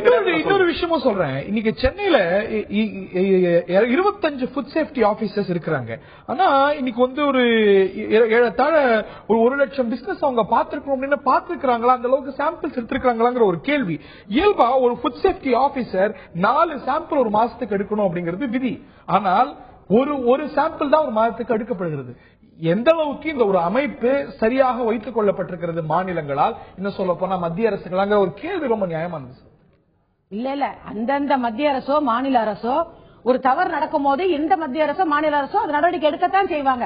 ஒரு பாக்கெட் வாங்கி டெஸ்ட் பண்ணும் போது அதுல சரியா இருக்குன்னு நினைக்கும் போது நீங்க எல்லா பாக்கெட்டும் கொண்டு போட்டு நான் டெஸ்ட் பண்றேன்னு சொல்ல போறது இல்ல. நான் அதை இப்போ சொல்றேன், ஒரு மிகப்பெரிய கம்பெனி, பிராண்டட் கம்பெனி, பல வருடங்களாக ஃபீல்ட்ல இருக்கிறவங்க, மிகப்பெரிய கடைகள்ல அது விற்கப்படுது. அதை கொண்டாந்து பார்க்கும்போது நமக்கு நல்லா மட்டும்தான் நீங்க நெஸ்லே நிறுவனத்துடைய ஒரு மேகி நூடுல்ஸ் தவறு செய்ய மாட்டார்கள் நம்பிக்கையில இருந்தோம். அந்த நம்பிக்கை ஒரு சாமானியனுக்கு இருக்கலாம். ஆனா இதை தன்னுடைய கடமையாக இந்த ஒரு பணியா வைத்துக் கொண்டிருக்கக்கூடிய அரசு அமைப்புகளுக்கு அந்த ஒரு நம்பிக்கை, ஒரு ஃபால்ஸ் சென்ஸ் ஆஃப் செக்யூரிட்டி இருக்க முடியாது. அரசாங்கமும் அப்பப்போது ஒரு சாதாரணமானவன் ஒரு கடைக்கு போய் ஒரு பேக்கேஜ் ப்ராடக்ட் வாங்குறான்னா வெறும் அந்த விளம்பரத்தை நம்பி இல்ல, என்னுடைய அரசாங்கம் அந்த தரத்தை உறுதி செஞ்சிருக்குங்கிற நம்பிக்கையில. நீங்க சேனல்ஸ்லயே நொடிக்கு ஒரு துறை அந்த ப்ராஜெக்ட் எப்படி விளம்பரம் கொடுக்குறீங்களா இல்லையா? இன்னைக்கு எந்த பொருளை வாங்கினாலும் எல்லாரும் டிவி பாக்குறாங்க, அதுல வர தரமான பொருளா இல்லையா அப்படின்னு உறுதி செய்ய வேண்டியது அரசாங்கத்துடைய பொறுப்பா, சேனலுடைய பொறுப்பா, அதுல நடிகர்களுடைய ஊடகங்களுக்கு அந்த பங்கு இருக்கா இல்லையா? நிமிஷத்துக்கு ஒரு தடவை மேகி அட்வர்டைஸ்மெண்ட் எல்லா டிவிலையும், இல்லங்க நிமிஷத்துக்கு ஒரு தடவை ஃபேஸ் கிரீம் பத்தி எல்லா டிவிலையும் வருது. இந்த சேனல்ஸ் கிட்டயோ இல்லாட்டி இந்த நடிகர்கள்ட்டயோ லேப்ஸ் கிடையாது. அதுல லெட் எவ்வளவு இருக்கு, இல்ல காரியம் எவ்வளவு இருக்கு, எம்எஸ்சி எவ்வளவு இருக்குன்னு லேப்ஸ் கிடையாது. ஆனா அரசாங்கத்துக்கிட்ட இருக்கு. அரசாங்கம் செய்யறது அரசாங்கத்துடைய பணி. கண்டிப்பா பாக்குறாங்க. அது என்னன்னு கேட்டீங்கன்னா, நீங்க இப்ப ஒருத்தர் கண்டுபிடிச்சா சொல்றீங்க. இதை தவிர பல பொருட்களை அரசாங்கமே தமிழ்நாடு சர்க்காரே 4 நூடுல்ஸ் ப்ராடக்ட் பேன் பண்ணிருக்காரு. அந்த மாதிரி எவ்வளவு இருக்கும் நூடுல்ஸ் சர்ச்சை வந்தது. இன்னைக்கு சர்ச்சை வராது எவ்வளவு விஷயம் இருக்கு. அதெல்லாம் இன்னைக்கு மார்க்கெட்ல உலா வந்துட்டு இருக்கு. மார்க்கெட்ல உலா வருதுன்னா இப்ப வரும்போது கண்டுபிடிக்காம விட்டு இருந்துறாங்களா? அரசாங்கம் நடவடிக்கை எடுக்காம இருக்குமா? இது ஒவ்வொரு அரசாங்கத்துக்கு பல வேலைகள் இருக்கு. நீங்க ஒவ்வொன்னா எடுத்துட்டு அதுல ஒரு முக்கியமான வேலை சாப்பாடை பத்தி நான் இல்லன்னு சொல்ல. இது மிக முக்கியமான கடமை, ஒரு அரசாங்கத்திற்கு மிக முக்கியமான கடமை. அதே நேரத்தில் இதை போன்ற மிகப்பெரிய விஷயங்கள் வரும்போது அதற்குரிய டிபார்ட்மெண்ட்ல இருக்காங்க, அந்த கடமையை செஞ்சுட்டு தான் இருக்காங்க. செய்யலன்னு சொல்லவே முடியாது. சரியா செஞ்சிருந்தாங்கன்னா இது வர வேண்டிய அவசியமே கிடையாது. செஞ்சுட்டு தான் இருக்காங்க. இந்தியா முழுக்க இன்னைக்கு திகச்சு போய் நிக்கிறாங்க. தமிழ்நாடு அரசு மட்டுமல்ல, இந்தியா பூரா தகச்சு போய் நிக்குது. இவ்வளவு நம்பினா இந்த தமிழ்நாடு சர்க்காரோ கேரளாவோ கோவாவோ இன்னைக்கு ஒட்டுமொத்தமா இது வந்து ஏதோ ஒரு சர்ச்சை வரும்போது இது கண்டுபிடிக்கக்கூடிய விஷயமா எவ்வளவு ப்ராப்ளம்ஸ் வந்தது. அதுக்கப்புறம் பெப்சி கோக் வேற வாங்காம குடிக்காம எவ்வளவோ சொல்றோம். ஆனா இன்னும் குடிக்காம இருக்காங்க. அப்புறம் அதே doing it again and again. there is a point. இல்ல அதாவது இன்னைக்கு நான் நூடுல்ஸ் விட்டுறலாம். இன்னைக்கு செம்பரம்பாக்கம் ஏரியில லெட் கலந்திருக்கு அப்படிங்கிற ஒரு பெரிய ரிப்போர்ட் இருக்கு. தமிழக அரசாங்கம் என்ன செஞ்சுட்டு இருக்காங்க? நான் நேரடியா கேள்வி கேட்கிறேன். அதற்குரிய நடவடிக்கை நிச்சயமாக ஒரு வருஷமா ரிப்போர்ட் வந்துட்டு இருக்கு. அந்த தண்ணியை நம்ம குடிச்சிட்டு கண்டிப்பா எடுப்பாங்க. பல ஏரிகள்ல அந்த பிரச்சனைகள் இருக்கு. வீட்ல இருக்கிற தண்ணி கிணத்துலயே பல பிரச்சனைகள் இருக்கு. அதான் நான் சொல்றேன். you come to the right point. அந்த CEO கூட அதான் சொல்றாரு. அந்த நிறுவனத்துடைய வெப்சைட்ல கூட அதான் இருக்கு. இந்த ஒரு லெட்ங்கிறது எல்லா இடத்திலும் கலந்திருக்கு. இதே கிரவுண்ட் வாட்டர்ல உருவாக்கக்கூடிய ஒரு ஆப்பிள் பழமோ ஆரஞ்சு பழமோ அன்னாசி பழமோ அதுல லெட் இருக்கும். இப்ப அதெல்லாம் பேன் பண்ண போறோமா? அந்த பழங்கள்லாம் வரக்கூடாதுன்னு சொல்ல போறோமா? அந்த பண்ணைகளை பேன் பண்ண போறோமா? இல்ல அது நம்முடைய ஒட்டுமொத்த லார்ஜர் இஷ்யூல ஒரு நிறுவனத்தை நீங்க பேன் பண்ணியாச்சு. நிச்சயமா அதை அக்செப்ட் பண்ண முடியாது. But the larger question is இன்னைக்கு கிரவுண்ட் வாட்டர்ல இருக்கு, இன்னைக்கு பெஸ்டிசைட்ல இருக்கு, பூச்சிக்கொல்லி மருந்து இருக்கு. அதனால உருவாக்கக்கூடிய பொருட்களை நம்ம என்ன பண்ண போறோம்? அதுக்கு என்ன தர நிர்ணயம் நம்ம? இப்போ கிரவுண்ட் வாட்டர் அவ்வளவு மோசமா இருக்குன்னா அதுக்கு என்ன காரணம்? அதை எப்படி மாற்றுறதுன்னு யாருடைய கையில திரும்ப இருக்கு? மறுபடியும் அரசாங்கத்தோட கையில தான் வருது. இது வந்து தனிமனித மழை பொய்க்கிறது, மக்கள் தொகையோட மாசு கட்டு. இன்னைக்கு இருக்க காத்துல கூட இன்னைக்கு வந்து மாசு இருக்குங்கிறாங்க. வீட்டுல வந்து இந்த தண்ணி குடுக்குறாங்க, தண்ணி கேன்ஸ் குடுக்குறாங்க இல்லையா? எவ்வளவு அன்ஆர்கனைஸ்ட் இருக்காங்க. எங்க வேணாலும் தண்ணி எடுக்கலாம், எங்க வேணாலும் தொலை போடலாம். அந்த அளவுக்கு மோசமா இருக்காங்க. இதை யார் தட்டி கேட்கிறது? இன்னைக்கு நம்ம வந்து பெப்சி பத்தி பேசுறோம், கோக் பத்தி பேசுறோம். இப்ப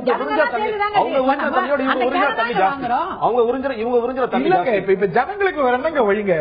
உறுதி செஞ்சு இதுல வந்து இவ்வளவு இருக்கு, இதை இப்ப பயன்படுத்தக்கூடாது, இன்னைக்கு நடவடிக்கை எடுத்திருக்கீங்கல்ல. இந்த மாதிரி எல்லா பொருட்களையும் பேக்கேஜ் பொருளோ இல்ல ஹோட்டல்ல கிடைக்கக்கூடிய தரமற்ற பொருளோ நான் போய் ரோட் சைட் கடையில சாப்பிடுறேன்னா என்னோட விருப்பம், நான் சாப்பிடுறேன். அது அரசாங்கம் வந்து ரோட் சைட் கடையில போய் சாப்பிடுறாங்க. கடைகளை கண்காணிச்சு அதுல வந்து அந்த ஃபுட் சாம்பிள்ஸ் தேடி எடுத்து அது தப்புன்னா நடவடிக்கை எடுக்கிறது அரசாங்கம் என்ன பண்ண முடியும்? மத்திய அரசாங்கமோ மாநில அரசாங்கமோ அவ்வளவு எளிமையா முடியாது. சென்னை மாநகராட்சி சமீபத்தில் கூட இந்த மாதிரி தரப்பல்லாத சாப்பாடுகளை பல ரெஸ்டாரண்ட் பல ரோட் சைட் கடைகளை சமீபத்தை பிடிச்சு பேன் பண்ணாங்க. சென்னை மாநகராட்சி செஞ்சாங்க, செய்யாம இல்ல, நடவடிக்கை எடுக்காம இல்ல. எல்லாரும் ஏதோ ஒரு கட்டத்துல ஒரு வெறும் நீங்க ட்ரஸ்ட்ல மட்டுமே விஷயம் ஓடி இருக்கு. மாநில அரசாங்கம் தான் மத்திய அரசாங்கத்துடைய ப்ராடக்ட் ஒரு தேசிய அளவுல இதுக்கு ஒரு தர நிர்ணயம் இருக்கிறது, ஒரு லெஜிஸ்லேஷன் இருக்குங்கிற ஒரு நம்பிக்கையில நாம அரசாங்கங்கள் பார்த்துக்கணும் ஒரு பேக்கேஜ் ப்ராடக்ட் ஆட்டே அப்படின்னு. ஆனா இதுல ஒரு பெரிய ஒரு கோளாறு தெரியுது. பட் நம்ம எல்லாருக்கும் இருக்கக்கூடிய ஒரு விஷயம் மறதி. பாயிண்ட் பண்ணது போல கோலா ப்ராடக்ட்ஸ்ல இருந்தது, பூச்சிக்கொல்லி இருந்தது, பெருசா பேசணும். இன்னைக்கும் கோலா குடிச்சிட்டு இருக்காங்க. தடை பண்ணிருக்கோம். ஆனால் திருட்டுத்தனமா வாங்கி பான் பராக்க போட்டுதான் அது வேற விஷயம். நீ இன்னைக்கு நம்ம சிஸ்டம் எவ்வளவு கோளாறா இருக்கு அப்படிங்கறத காட்டுது. இதை வலுப்படுத்த என்ன செய்யணும்? இது உணர்த்தக்கூடிய பாடம் என்ன நினைக்கிறீங்க? இப்போ கோலா திரும்ப எப்படி வந்துச்சு அப்படின்னா அவங்க என்ன சரி பண்ணிக்கிட்டோம், இது வந்து பெஸ்டிசைட் இல்லங்கிறத ப்ரூவ் பண்ணோம். இன்னைக்கு நெஸ்லே என்ன சொல்லிருக்காங்க, இது டெம்பரரி பேன் தான், இந்த இடத்துல வந்து பெர்மனண்டா நெஸ்லே வராதுங்கிறது கிடையாது. 3 months பேன் இல்ல 4 months பேன். அவங்க மறுபடியும் என்ன சொல்லுவாங்கன்னா இதுக்கு ஒரு இன்வெஸ்டிகேஷன் வைக்கலாம், இன்வெஸ்டிகேஷன் லெட் இப்படிதான் வந்தது, இல்ல இது யாரோட சதி எப்படினாலும் வரலாம். இது ரிசல்ட் என்னன்னு கேட்டீங்கன்னா நம்ம ஓவராலா நமக்கான அக்கறை, இந்த உணவின் மீதான அக்கறைங்கிறது ரொம்ப ரொம்ப கம்மியாயிட்டு இருக்கு. அதுக்காக வந்து நான் என்ன சொல்றேன்னா ஒரு ஆசையும் பிராக்டிகல் கலப்பி கூடாதுன்னு பாக்குறேன். இன்னைக்கு வந்து எனக்கு ஆர்கானிக் ஃபுட் சாப்பிடுறது ஆசையா இருக்கலாம், அதுக்காக நான் இனிமேல் நான் இதெல்லாம் ஒதுக்கி வச்சிருப்பேன், நூடுல்ஸ் சாப்பிட போறது கிடையாது, இதெல்லாம் ஒதுக்கி வச்சுட்டா இனிமேல் கம்ப்ளீட் ஆர்கானிக் அது முடியாது. இன்னைக்கு அதை தாண்டி ரொம்ப தூரம் வந்துட்டோம் நம்ம. அப்போ புதுசாக இந்த மாதிரி பொருட்கள் இன்னைக்கு மேகி நூடுல்ஸ் போச்சுன்னா அது டாப் ரேமன் நூடுல்ஸ் வரப்போது, ஏதோ ஒன்று வரப்போகுது. அப்போ ஒவ்வொன்றையும் அரசாங்கத்தோட கடமை அது எவ்வளவு சிறப்பாக, அதாவது அதுக்குதான் இன்னைக்கு ஒவ்வொரு வாட்டியும் இப்போ இந்த பால் கலப்படமே பல ரிப்போர்ட்ஸ் வந்தது. எல்லா ஊர்லயும் கலப்படம் இருக்கிறது, தமிழகமா இருக்கட்டும் எல்லா மாநிலங்களிலும் கலப்படம் இருக்கிறது. அந்த உச்சகட்ட கோவத்தில் தான் உச்சநீதிமன்றமே சொன்னாங்க நாங்க வந்து இதுக்கு மரணதண்டனை கொடுக்கக்கூடாதுன்னு சொல்லி சட்டம். அப்போ அரசாங்கத்துடைய கடமை இதை தொடர்ந்து இதை கண்காணிக்க வேண்டியது அரசாங்கம் மட்டுமல்ல, குடும்பத்தில் இருக்கிற பெண்களுக்கும் முக்கிய பங்கு இருக்கு. என்னன்னா எல்லாரும் வேலைக்கு போறாங்க. இன்னைக்கு வந்தவன என்ன நினைக்கிறாங்கன்னா நம்ம அம்மாக்கெல்லாம் செஞ்சு கொடுத்த மாதிரி பொறுமையா உட்காந்து வீட்டுல வந்து அதெல்லாம் செய்யறது இல்ல. ஒரு பாக்கெட்டை வாங்கினோமா, போட்டோமா, சமைச்சோமா, பிள்ளைங்க கொடுத்தோமா, இது இருக்கான்னு அரசு நம்பி நான் சாப்பிடுறேன்.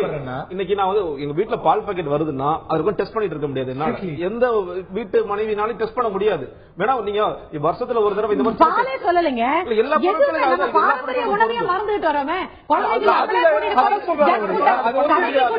நல்ல விஷயமா இருக்கலாம். யதார்த்தமா தான் இருக்கு. நீங்க சொல்றது சரிமா? ஆனா அது யதார்த்தமா நம்ம ஏன் பிள்ளைங்களுக்கு அதை வாங்கி கொடுக்கணும்? அந்த டேஸ்ட் பிள்ளைங்களுக்கு நம்ம அது வேற விஷயம். ஆனா ஒரு ஜங்க் ஃபுட் இருக்கும்போது அது தீங்கு இருக்கலாம். அது விஷமா இருக்கக்கூடாது. விஷமா இருக்கக்கூடாது. விஷமா இல்லாம பாத்துக்க வேண்டியது அமைப்புகளுடைய பொறுப்பு, தாய்மார்களுடைய பொறுப்பு இல்ல. கடையில ஒரு குழந்தைக்கு சத்தான உணவை கொடுக்க வேண்டிய பொறுப்பு தாய்ப்பால்ல ஏன் அவ்வளவு சத்து இருக்குன்னு சொல்றோம்னா தாய்ப்பால் ஹோட்டல் சாப்பாடே வாழ்க்கைங்கிற மாதிரி